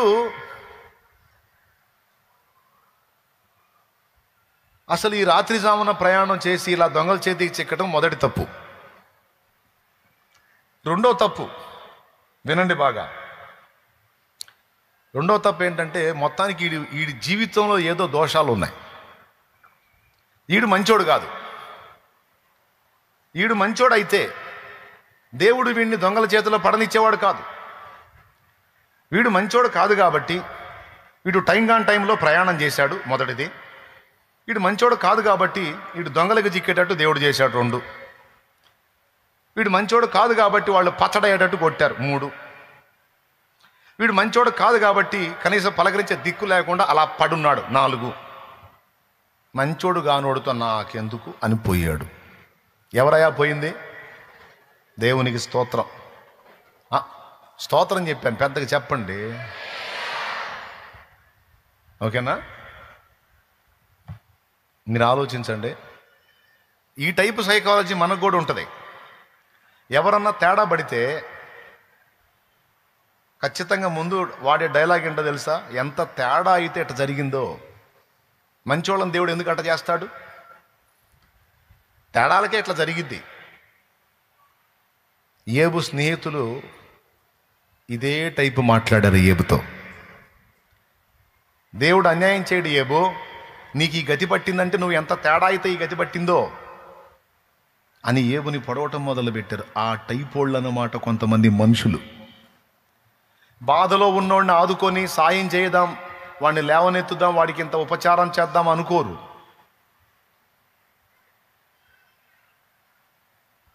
ఏమండి, హెల్ప్ చేసే దగ్గర మంచి ఏంటి చెడ్డేంటి, వాడు బాధితుడా కాదన్నది ముఖ్యం. కానీ వాడు పెద్ద మనిషా, వాడు చెడిపోయినవాడా మంచోడు అంటే అరే సస్తనాడు వాడు మంచోడా చెడ్డోడనే తీర్పులు తర్వాత తీరుద్దాం, ముందు వాడి ప్రాణం నిలబడేటట్టు అంత సాయం చేద్దాం అనుకోరు కొంతమంది. నీ బోటు వాళ్ళు పోయి అయ్యో పాపం అని సాయం చేయబోతే ఇదిగో ఇట్రా, ఏంది పరిగెత్తుతున్నావు, ఏంది ఆ మనిషికి చేద్దామనే, మామూలు మనిషి కాదా, ఆ మనిషి నీకు తెలియదు, దా లోపల రా ముందురా. ఆ మనిషి కర్మ అంతే గాలాల, ఆ మనిషి కర్మ అంతే గాలాల. ఆ మనిషి మామూలు మనిషి కాదు. ఎంత చెడిపోయిన మనిషి అయితే దేవుడు ఆ కర్మ పెట్టాడు ఆ మనిషికి. దా చెబుతా, దా మనిషి స్టోరీ చెబుతా, దా నీకు రా రా అని లోపల తీసుకెళ్ళి ఇక ఆ మనిషికి తను సాయం చేయకపోగా చేసేవాళ్ళని కూడా చేయనీయకుండా చెడగొట్టే బాపతున్నోళ్ళు ఉన్నారా లేరా? అబద్ధాలు ఆడకుండా చెప్పండి. ఆ ఉన్నోళ్ళల్లో నువ్వు కూడా ఉన్నావా లేదా? ఇదిగో నాటకాలొద్దు. తెలిసి తెలియనప్పుడు నువ్వు కూడా అట్లా ప్రవర్తించావా లేదా? ప్రవర్తిస్తే చెప్పు. మనమేం పెద్ద మనుషులం కాదు. అసలు ఎట్లా మాట్లాడతారంటే, ఎట్లాంటి వాళ్ళు ఉంటారా? ఎందుకుంటారా? ఉంటారు. నీ సంగతి ఏంది అని అడిగితే, నేనా ఏమో ఎప్పుడో చేసి ఉంటాను నేను కూడా అట్ట. మరి ఉంటారు అనేది నువ్వు ఒప్పుకో మర్యాదగా. నేను ఒప్పుకుందాం. మనమందరము కాకపోయినా మనలో కొందరు అలాంటి వాళ్ళు అయి ఉండవచ్చు. మనం చేయకపోగా చేసేవాళ్ళని చెయ్యనీయకుండా అడ్డగించి ఎందుకు చేయొద్దో లాజికల్ చెప్పేటువంటి పనికి మాలిన వ్యక్తులుగా మనం ఉంటే అసహ్యపడతాడు దేవుడు. అవసరమైతే యేసు ప్రభు వచ్చినా సరే వీళ్ళు లాగుతారు వెనక్కి. యాడికి ప్రభు? ఆ మనిషి సాయం చేయడానికి పోతున్నాం. మామూలు మనిషి కాదు ప్రభు, పచ్చి వ్యభిచారే, దానికి కర్మ గాలింది, పాపం పండింది, అందుకే దానికి ఆ గతి పట్టింది, నువ్వు రా యేసయ్య అట్టంటే వాళ్ళ దగ్గరికి పోతారు, రా అని లాక్కొని పోతారు. వీళ్ళు యేసు ప్రభుని కూడా సాయం చేయనీరులు. యాజకులు, పరిశుద్ధులు అస్సలు పాపం చేయరు, అస్సలు పొరపాటును కూడా.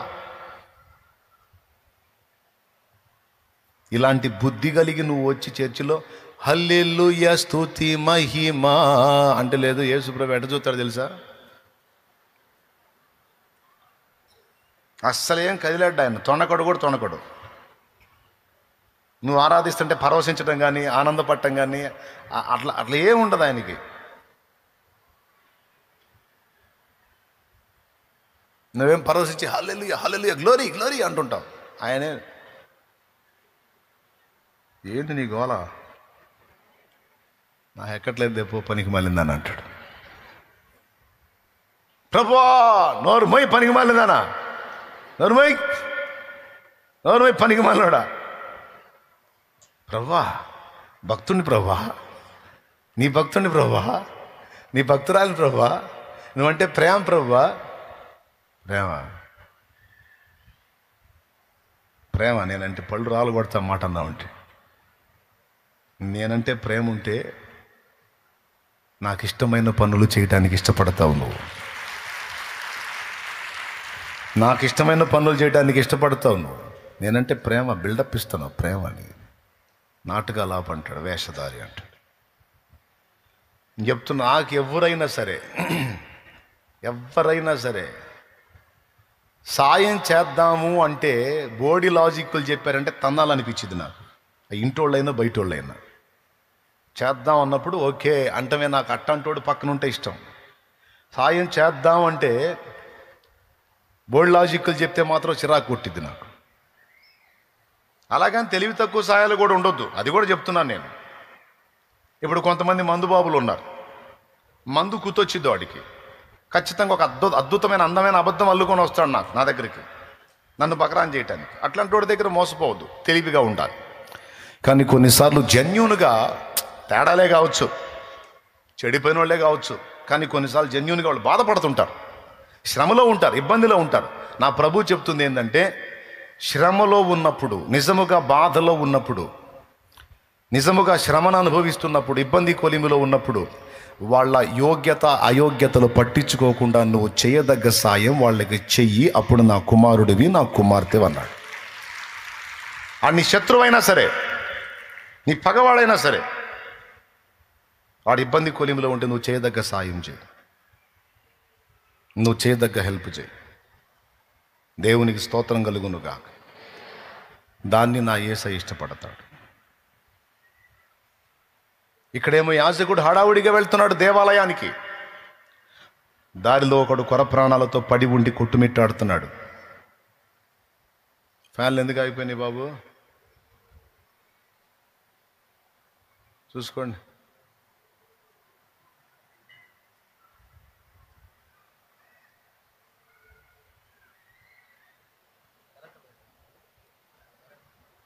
కరెంటు ఓకే వస్తుందా,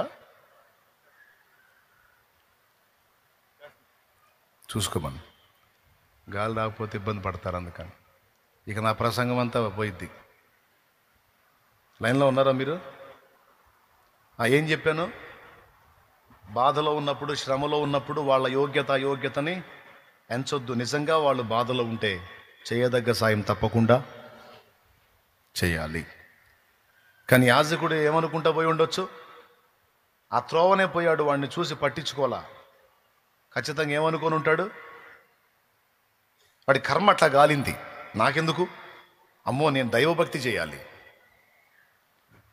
ఎవరికి కావాలరా నీ భక్తి? పోయి ఏం చేస్తావు నువ్వు? భజన చేస్తావాడా? మరి వీడి సంగతి ఏందిరా? అబ్బెబ్బే అవన్నీ పట్టించుకోకూడదు. మనం దేవుడు, మనం మీకు ఒకటి తెలుసా? అక్కడ 2 సంగతులు దేవుడు సూచిస్తున్నాడు. నంబర్ 1, దేవుడు అక్కడ మౌనంగా మాట్లాడుతున్నాడు. ఏమనో తెలుసా? నా సంగతి తర్వాత ముందు వాడు చావు బతుకుల్లో ఉన్నాడు, వాడికి చూపే ప్రేమ చూపురా అని మాట్లాడుతున్నాడు దేవుడు మాట్లాడతాడండి. కొన్ని పరిస్థితులు చూపించి, కొంతమంది వ్యక్తులను చూపించి, నీ కళ్ళ ముందుకు తీసుకొచ్చి మాట్లాడతాడు దేవుడు. చెయ్యి, నీవు చేయదగ్గ సాయం చేయమని నా తండ్రి మాట్లాడతాడు. ఎంతమందికి ఆ చెవి ఉంది? ఇప్పుడు నేను దేవుని మందిరానికి వెళ్తున్నప్పుడు నాకు ఇలాంటి పరిస్థితుల్లో ఈ బిడ్డ కనపడ్డాడు. నేనేం చేయాలని నాకు చూపించాడు దేవుడు. నేను చేయదగ్గ సాయం చేయాలి. నువ్వు ఆ బిడ్డను ఆదుకొని, ఆ ప్రాణాన్ని నిలబెట్టి, ఆ చేయదగ్గ సాయం చేసి నువ్వు వెళ్ళు. నా దేవుడు ఆరాధనలో ఉన్న వాళ్ళందరికంటే నిన్ను మెచ్చుకుంటాడు. ముష్టేసినట్టు మీరు చప్పట్లు కొడుతుంటే కొడు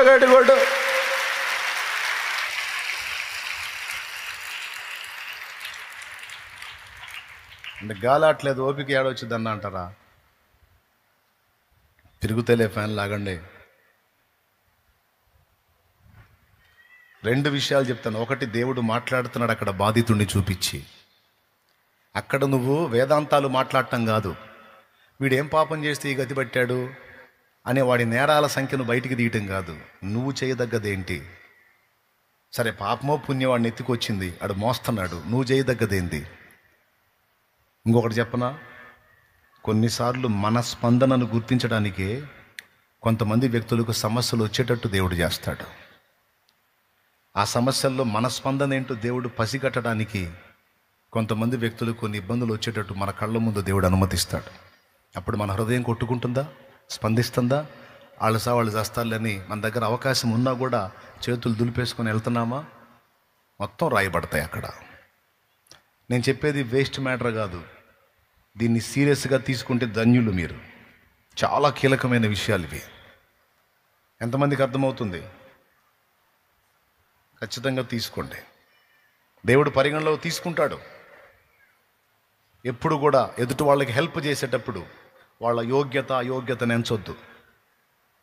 నిజంగా వాళ్ళు బాధపడుతుంటే అది జెన్యూన్ అయితే తప్పకుండా నువ్వు చేయదగ్గ సాయం నీకు ఓపికంటే చెయ్యి. లేకపోతే కనీసం ప్రార్థన అన్న, దేవా బిడ్డకి సాయం చేయి ప్రభు, నేనేం చేయలేకపోతున్నా, నా దగ్గర ఆ పరిస్థితి లేదని, నీకు చేయదగ్గది నువ్వు చేయి. లేకపోతే కనీసం ప్రార్థన, లేదా చేసేవాళ్ళనన్నా చూపించు, అదిగో ఫలానోళ్ళు చేస్తారు పోయా. కానీ దిక్కుమాలిన వేదాంతాలు చెప్పి వాళ్ళ పాపం అట్ట జుట్టుకుంది, వాళ్ళ కర్మ అట్ట గాలింది, మనం మంచిగుంటే మంచి క్రమాలు వస్తాయి, అట్లాంటి పాపిష్టి పనులు చేసి అట్ట కర్మ గాలిద్ది, ఏం చేద్దాం, ఎవడు దోడు మొయ్యాలి మనకెందుకు అని దులిపేసుకొని పోవద్దు. ఏం చేయాలి చెప్పండి? కనికరము చూపాలి. ఇప్పుడు ఆ యాజకుల్లో కనికరం ఉందా? కనికరం లేని వాడి యాజకత్వం ఎందుకు పనికొచ్చిందండి?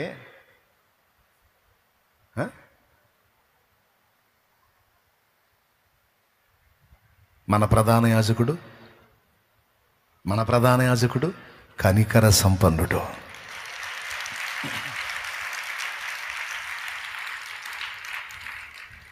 దావీదు కుమారుడా, నన్ను దాటిపోకయ్యా, నజరేతువాడా, నన్ను విడిచిపోకయ్యా. వేస్తే కేక, చక్క చక్క చక్క చక్క నడుచుకుంటే అల్లంత దూరం పోయిన అడుగులు టక్కుమని ఆగిపోయినాయి. నీవు తప్ప నాకి లోకంలో ఎవరున్నారయ్యా, నీకు తప్ప నాలో ఎవరికి చోటే లేదయ్యా, నీవు తప్ప నాకి లోకంలో ఎవరున్నారయ్యా, నీకు తప్ప నాలో ఎవరికి చోటే లేదయ్యా. దావీదు కుమారుడా, నన్ను దాటిపోకయ్యా, నజరేతువాడ, నన్ను విడిచిపోకయ్యా. దావీదు కుమారుడా, నన్ను దాటిపోకయ్యా.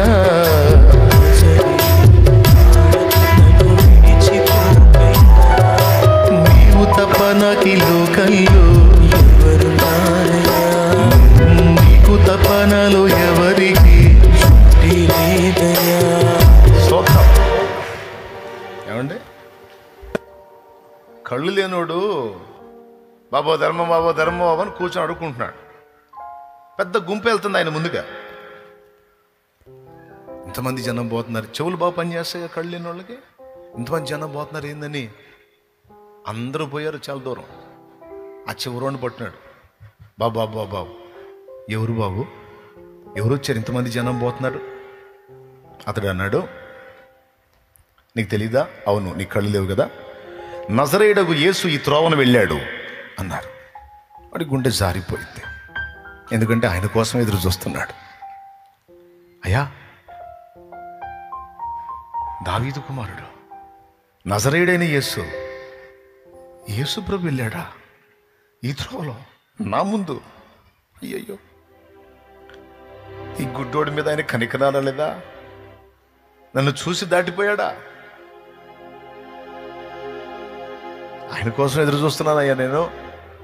అయ్యా, నేను కేకేస్తే అందుతాడా?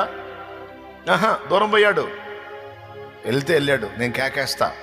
అని ఇక అరుస్తున్నాడు, దావీదు కుమారుడా యేసు, యేసు.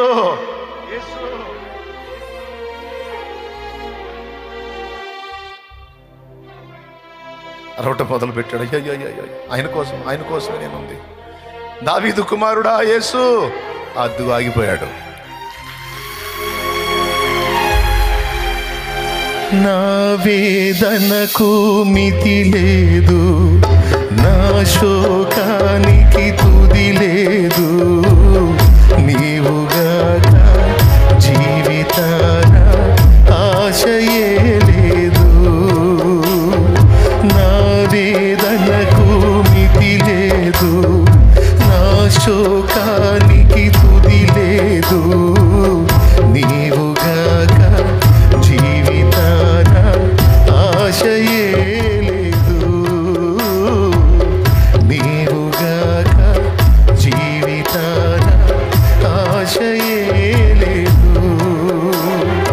నా కోసం నువ్వు వస్తావని, నా తధ్వని వింటావని, నా కోసం నువ్వు వస్తావని, తధ్వని వింటావని ఎదురు చూస్తున్నాను, నిదుర కాస్తున్నాను, ఎదురు చూస్తున్నాను, నిదుర కాస్తున్నాను. దాటిపోబోకయ్యా, దాటిపోబోకయ్యా, దాటిపోబోకయ్యా, దాటిపోబోకయ్యా. యేసయ్యా నా దేవా, యేసయ్యా నా ప్రభువా, దాటిపోబోకయ్యా, దాటిపోబోకయ్యా. Praise the lord. ప్రభు ఆగిపోయాడు అక్కడ.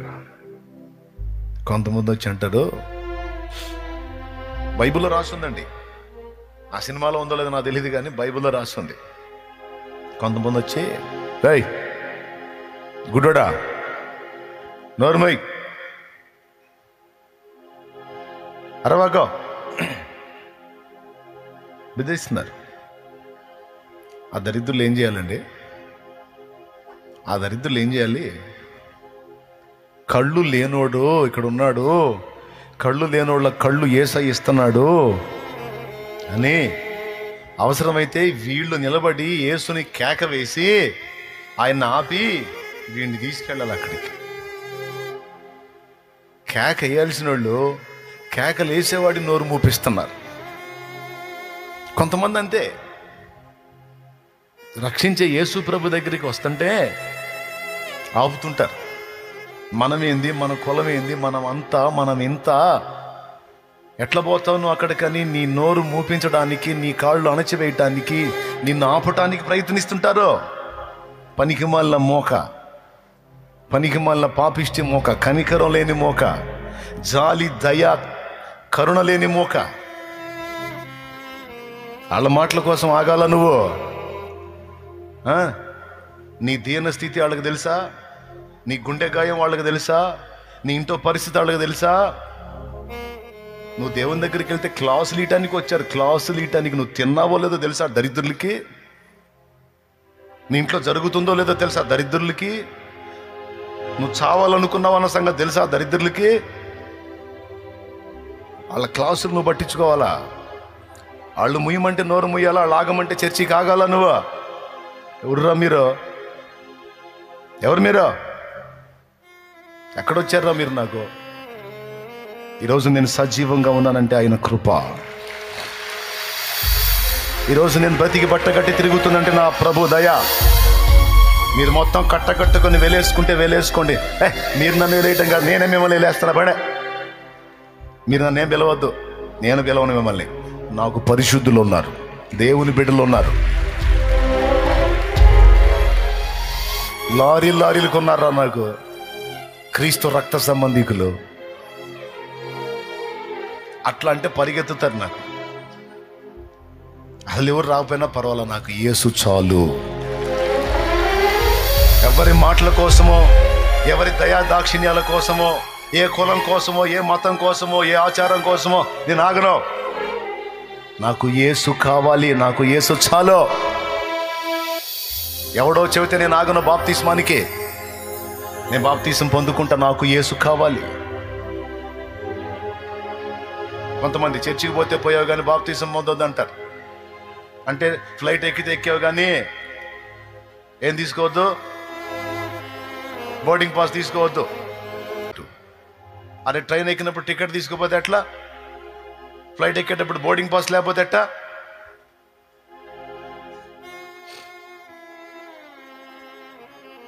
దేవుని సన్నిధికి వచ్చినప్పుడు, యేసయ్య దగ్గరికి వచ్చినప్పుడు బాప్తిసం అందకపోతే ఎట్టా?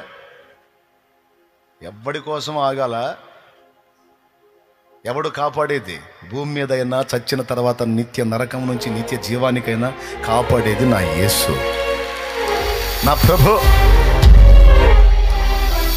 కనికరం లేని సమాజం, జాలి లేని సమాజం, దయలేని సమాజం ఎవడికి కావాలి? అరే కళ్ళు లేని వాడిని తీసుకెళ్ళి ఆయన దగ్గరికి తీసుకెళ్ళి, అయ్యా ఇటు గుడ్డోడు, మా కళ్ళ ముందు చాలాసార్లు బరిగొడ్లు పొడిచినాయి, మా కళ్ళ ముందు చాలాసార్లు పడ్డాడు, ఆడి కంచంలో ఈగలున్నాయో దోమలున్నాయో వాడికి తెలియదు, పాపం అన్నం పెడితే అలా కలుపుకొని తినేస్తూ ఉంటాడు, ఆ తినేదానిలో ఈగలు పోతాయి, దోమలు పోతాయి, వాడికి తెలియదు. మనం అంటే కళ్ళు ఉంటాయి, చూసి అయ్యో అని తీసేసుకుంటాం, కానీ వాడు అట్లనే తింటాడు. పాపం అయ్యా వాడు దుర్భర జీవితం జీవిస్తున్నాడు, అయ్యా యేసయ్యా వాడిని బాగు చేయయ్యా అని తీసుకెళ్ళాలా? ఆడి నోరు మూపిస్తున్నారు. కనికరం లేని గుంపు, కనికరం లేని గుంపు, జాలి దయలేని గుంపు. ఎందుకంటే వాళ్ళు లెక్క చేయలే, ఇంకా పెద్ద కేకలు వేశాడు. కొంతమంది నన్ను ఎగతాళి చేస్తారు, కొంతమంది జాలితో చేరదీస్తారు. వాళ్ళు చేరదీసినా ఎంతవరకు అయ్యో రూపాయి ఇచ్చి పోతారు వాళ్ళు, అంతవరకేగా. నా బరువు బాధ్యతలు మోసేది ఎవరయ్యా? యేసయ్యా. లోకమంత చూచి నన్ను ఏడిపించిన, జాలితో నన్ను చేరదీసిన, ఒంటరినయ్య నా తోడు నిలువవా, ఒంటరినయ్య నా తోడు నిలువవా, దావీదు కుమారుడా నన్ను దాటిపోకయ్యా, నజరేతువాడ నన్ను విడిచిపోకయ్యా. ఆగే కబురు పెట్టాడు. అతని పిలుపు నాకు వినబడింది, అతని నా ఎద్దుకు తీసుకొని రండి అన్నాడు.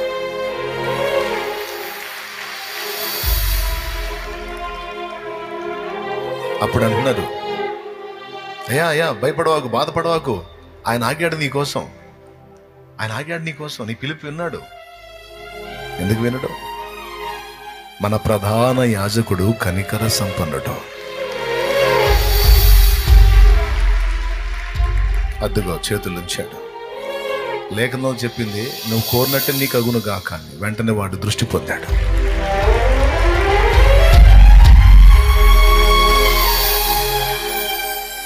చూడగలుగుతున్నాడు, వెలుగును చూడగలుగుతున్నాడు.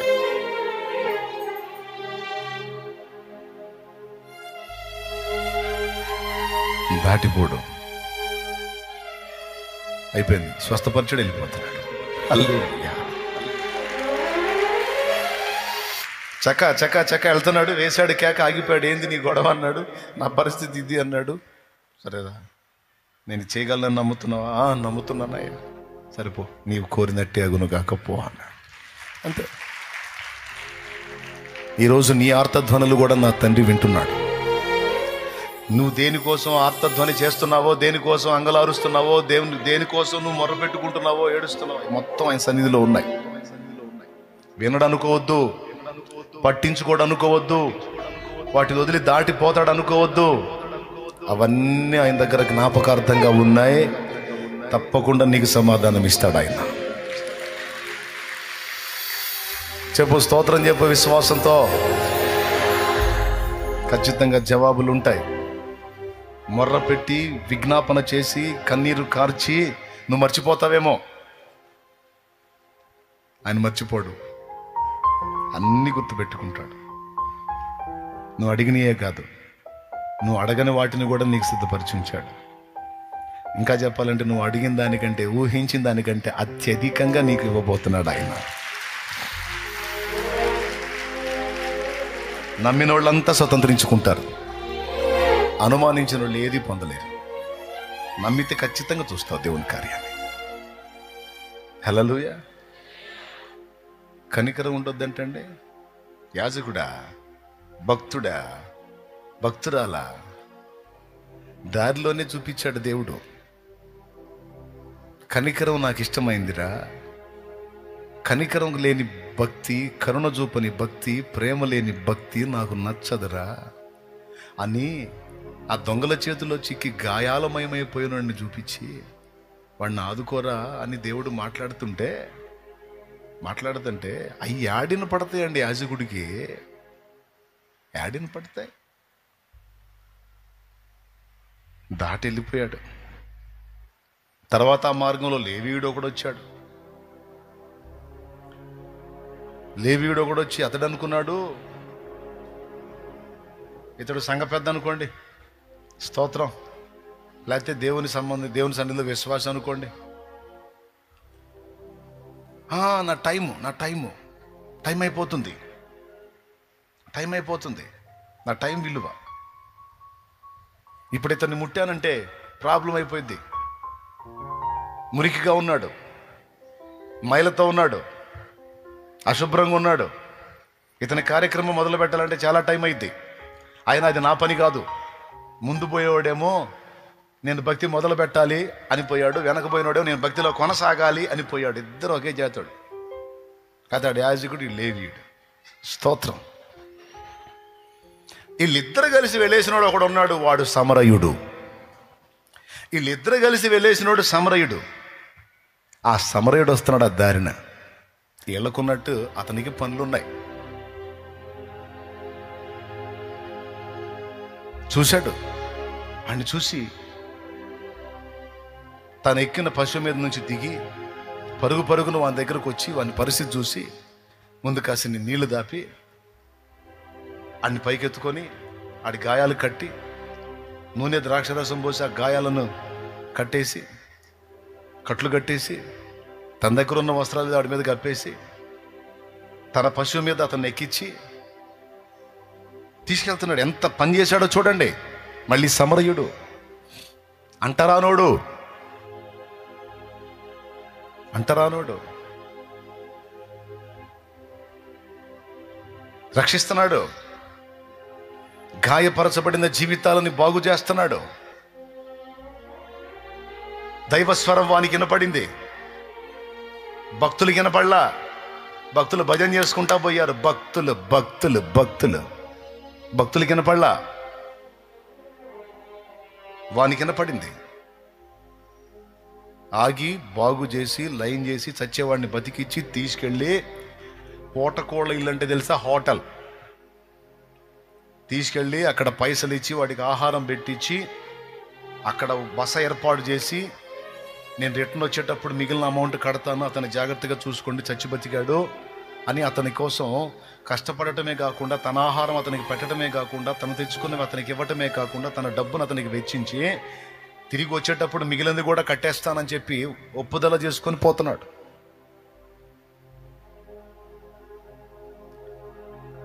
ఎవరి దగ్గర ఉందండి కనికరం? పెద్ద భక్తుడు యాజకుడు, చిన్న భక్తుడు లేవీయుడు, అంట్రానోడు సమరయుడు. మరి దేవుడు మెచ్చే కనికరము, ప్రేమ, జాలి, దయ అనే పరిమళం ఎవరి దగ్గర ఉందండి? ఎవరి దగ్గర ఉందండి? ఇది లేని వాని యాజకత్వం ఎందుకంటే తగలబెట్టనా? ఇది లేని వాని లేవియతనం ఎందుకంటే తగలబెట్టనా? ఇప్పుడు మీకు అర్థం అవ్వాలి ఇప్పుడు ఈ మాటలు ఎందుకు చెప్తున్నాను.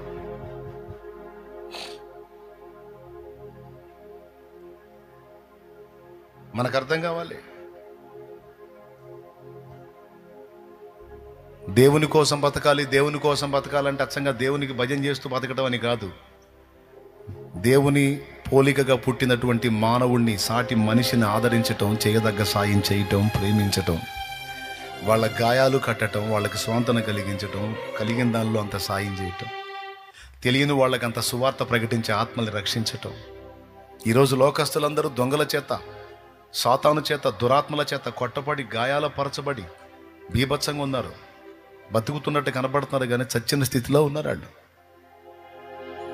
మంచి సమరయుడు చేసినట్టుగా నువ్వు చేయొద్దా?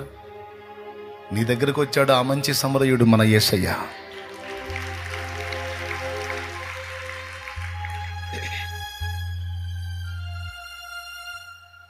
వచ్చి నీ గాయాలు కట్టాడు, నిన్ను బతికించాడే, నీకు ధైర్యం ఇచ్చాడు, భరోసా ఇచ్చాడు, ఈరోజు బ్రతుకు విలువ నేర్పాడు.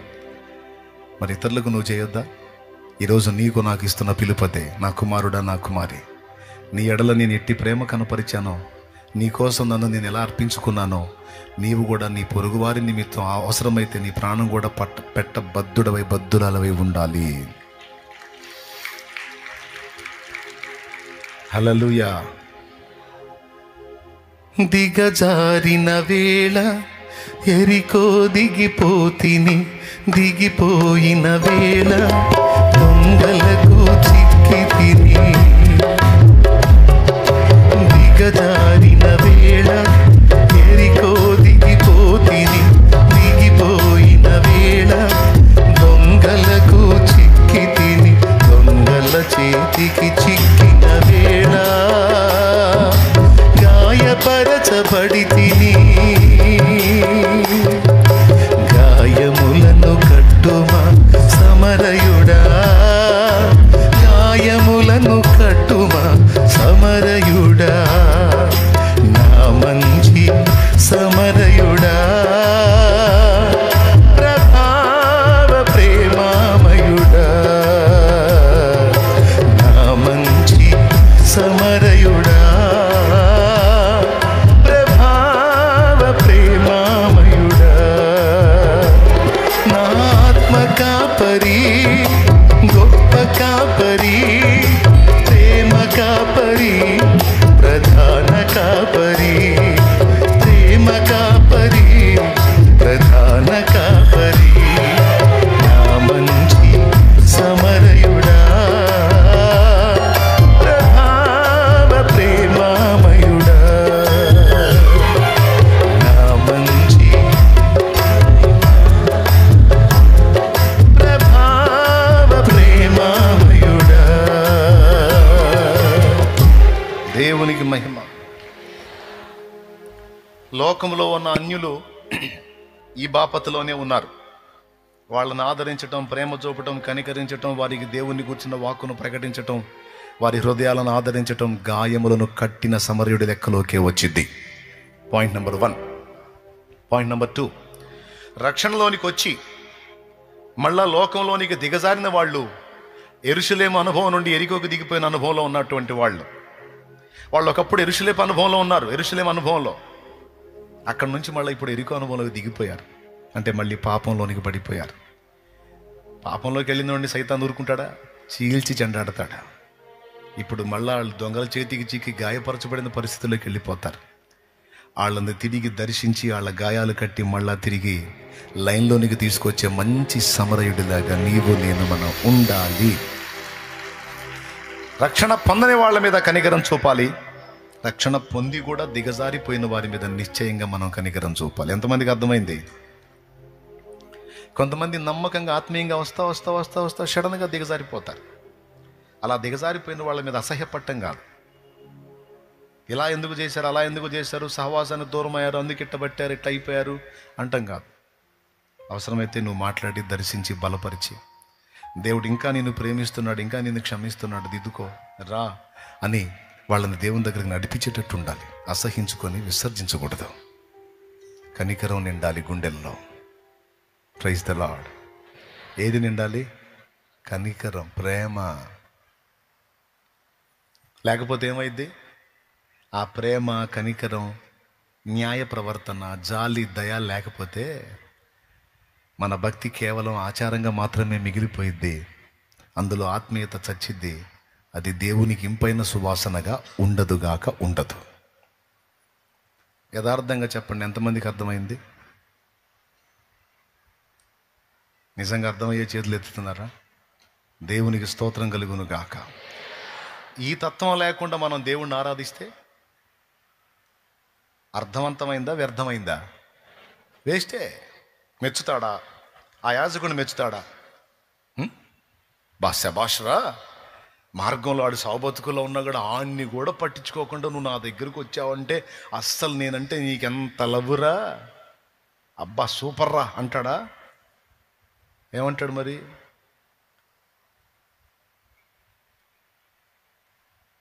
నీకు తెలిసి ఏమంటాడు? నేను చెప్పాల్సిన అవసరంలా. ఆ సమరయుడి విషయాలు ఏమంటాడు మరి? మెచ్చుకున్నాడు.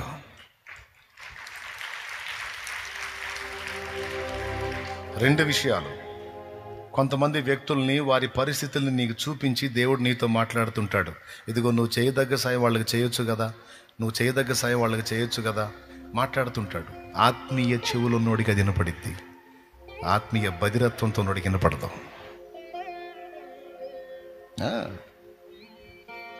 కొన్ని పరిస్థితుల్లో దేవుడు నీతో మాట్లాడతాడు అనేది ఒకటి. రెండోది ఏంటో తెలుసా? అవకాశం. దేవుడు నిన్ను మెచ్చుకోవటానికి, నీలో తన తత్వాన్ని చూసుకోవటానికి దేవుడు నీకు ఇచ్చే అవకాశాలు అవి. ఇది రెండోది తెలుసా? ఛాన్సెస్ మిస్ కాకూడదు. ఆగి పరిచర్య చేయొచ్చు, ఏముంది లేని వెళ్ళిపోవచ్చు. అడ్డోడ్ సెంటర్లో ఎండాకాలం రోజుల్లో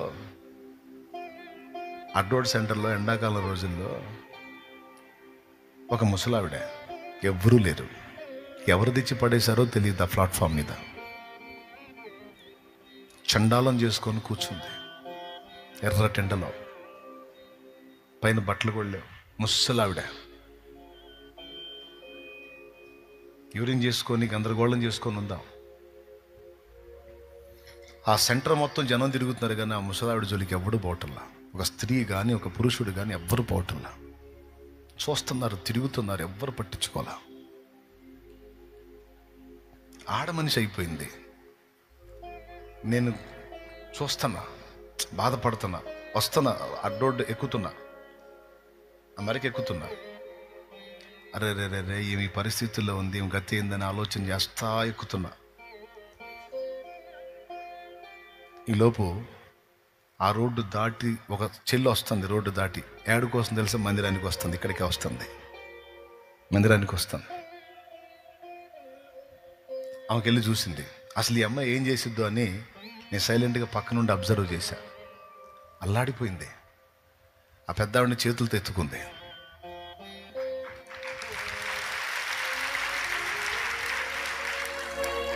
ఆమె మీద వస్త్రం కప్పింది. చాలా అశుభ్రంగా ఉందామా, పట్టుకోవడానికి కూడా మనసు రాని స్థితిలో ఉంది. కానీ అలాగే నెత్తేసింది పట్టుకొని. ఆ ఎండ నుండి ఒక పక్కగా తీసుకెళ్ళి కూర్చోబెట్టి, నీడను కూర్చోబెట్టి, ఆమె పైన బట్ట కప్పి ఆమె ఉపచారం చేస్తే ఏడ్చుకున్నా, నిలబడి ఏడ్చుకున్నా. ఎవరో కాదు, ఆ బిడ్డ నా ఆత్మీయ బిడ్డ అయినందుకు నా ఆనందానికి అవధులు లేవు.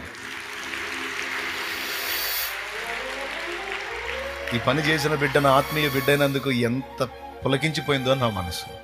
బా థ్యాంక్ యూ లార్డ్, నీకు వందనాలు. ఇలాంటి బిడ్డను నాకు ఇచ్చినందుకు నీకు స్తోత్రం ప్రభువా. నేను మనస్ఫూర్తిగా కృతజ్ఞతలు చెల్లించాను, దేవునికి కృతజ్ఞతలు చెల్లించాను. నా బిడ్డ హృదయంలో కనికరం ఉంది ప్రభువా.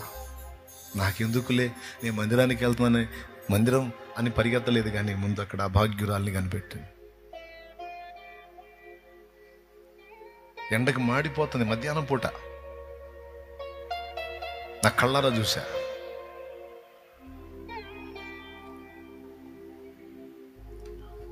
చేయాలమ్మా, సామాజిక సేవ చేయాలి, సోషల్ సర్వీస్ కూడా చేయాలి. నేను ఆకలి గుంటిని, మీరు నాకు ఆహారం ఇచ్చితిరి. నేను దప్పిగొంటిని, మీరు నాకు దాహం ఇచ్చితిరి. నేను చెరసాలలో ఉంటిని, నన్ను చూడవచ్చితిరి. నేను రోగినై ఉంటిని, మీరు నన్ను పలకరించారు. నా తండ్రి చేత ఆశీర్వదించబడిన వారలారా, లోకం పుట్టినది మొదలుకొని మీకోసం సిద్ధపరచబడినదిగో మహిమ లోకం వెళ్ళండి మీకోసమే అంట.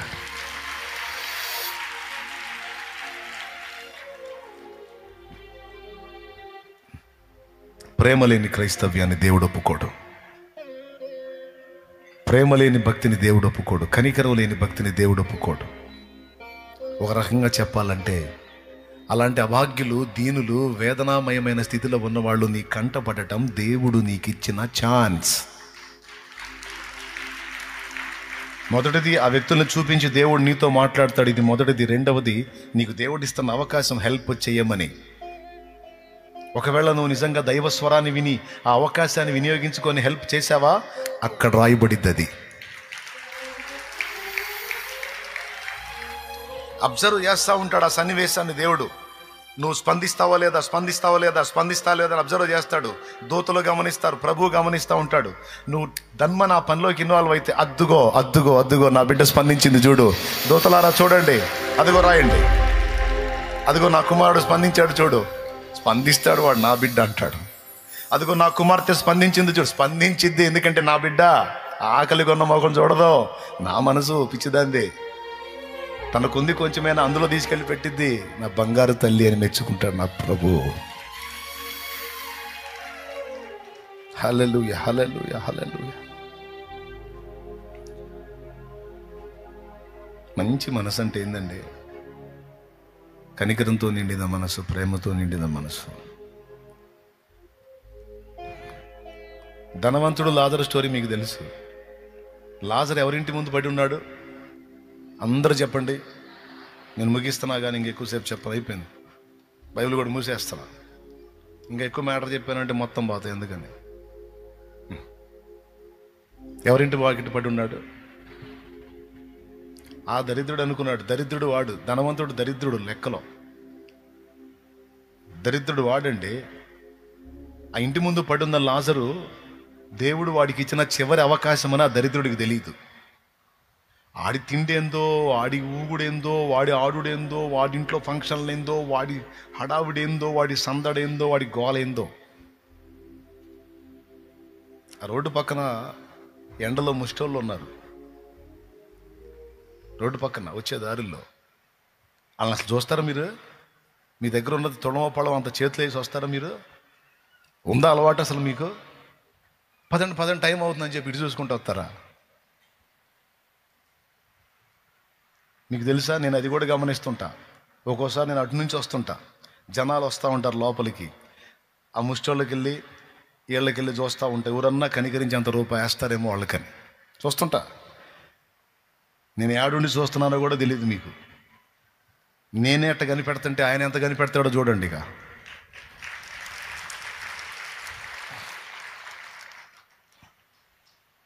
ఇంటి వాకిటి దగ్గర పడున్నటువంటి లాజర్ని చూశాడు దరిద్రుడు.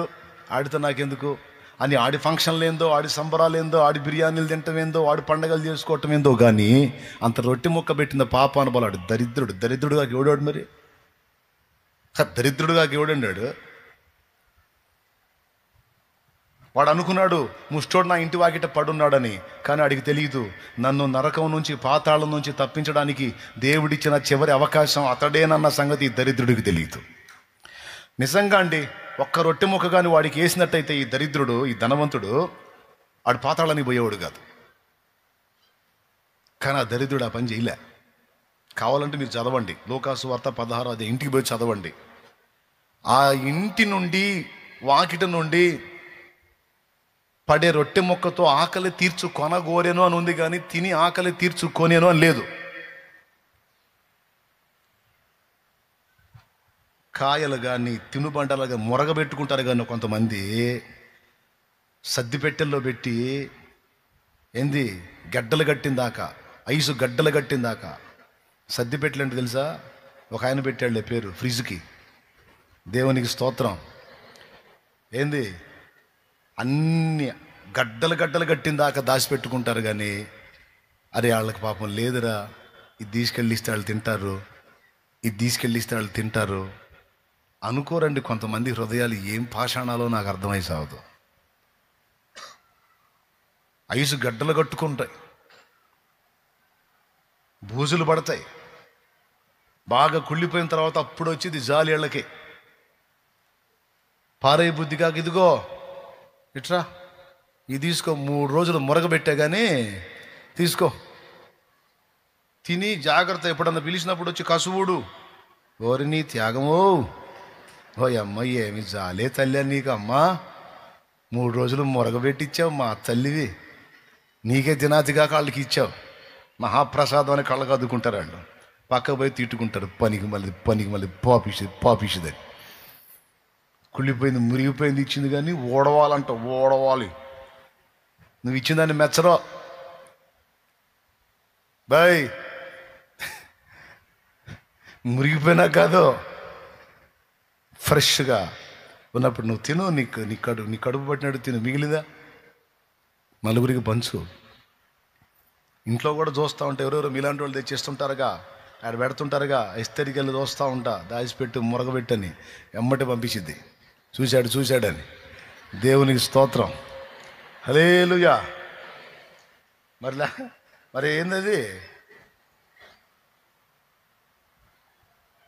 ఎందుకండి ఆకలిందా తిను, లేకపోతే తినగల వాళ్ళు నలుగురికి పెట్టు, పండగ చేసుకుంటారు. వాళ్ళు తెచ్చుకొని తినలేరు, నువ్వు పెట్టు, కాయ పెట్టు, మంచి కాయ ఇవ్వు, సంతోషపడతారు.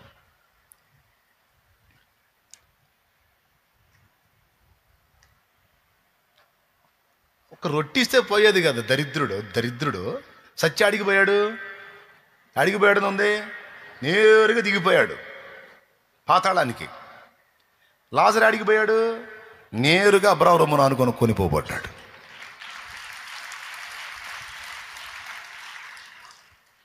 నేను అనుకున్నావురా దరిద్రుడా, నువ్వురా ఒరిజినల్ దరిద్రుడివి, ఆడు ముష్టోడు అనుకున్నావురా, దేవుడు నీకు ఇచ్చిన అవకాశం రా బాబు.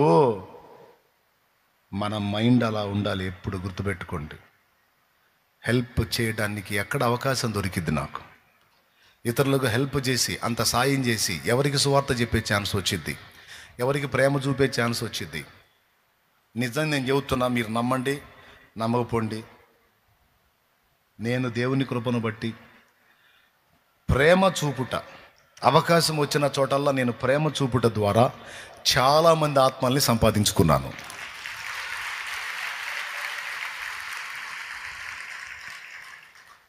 ప్రేమగా పలకరించుట, ప్రేమగా మాట్లాడుట, ప్రేమగా పరామర్శించుట, కలిగిన దానిలో హెల్ప్ చేయటం, విసుక్కోకుండా ఆత్మల్ని గెలుచుకున్న చాలా ఆత్మలు.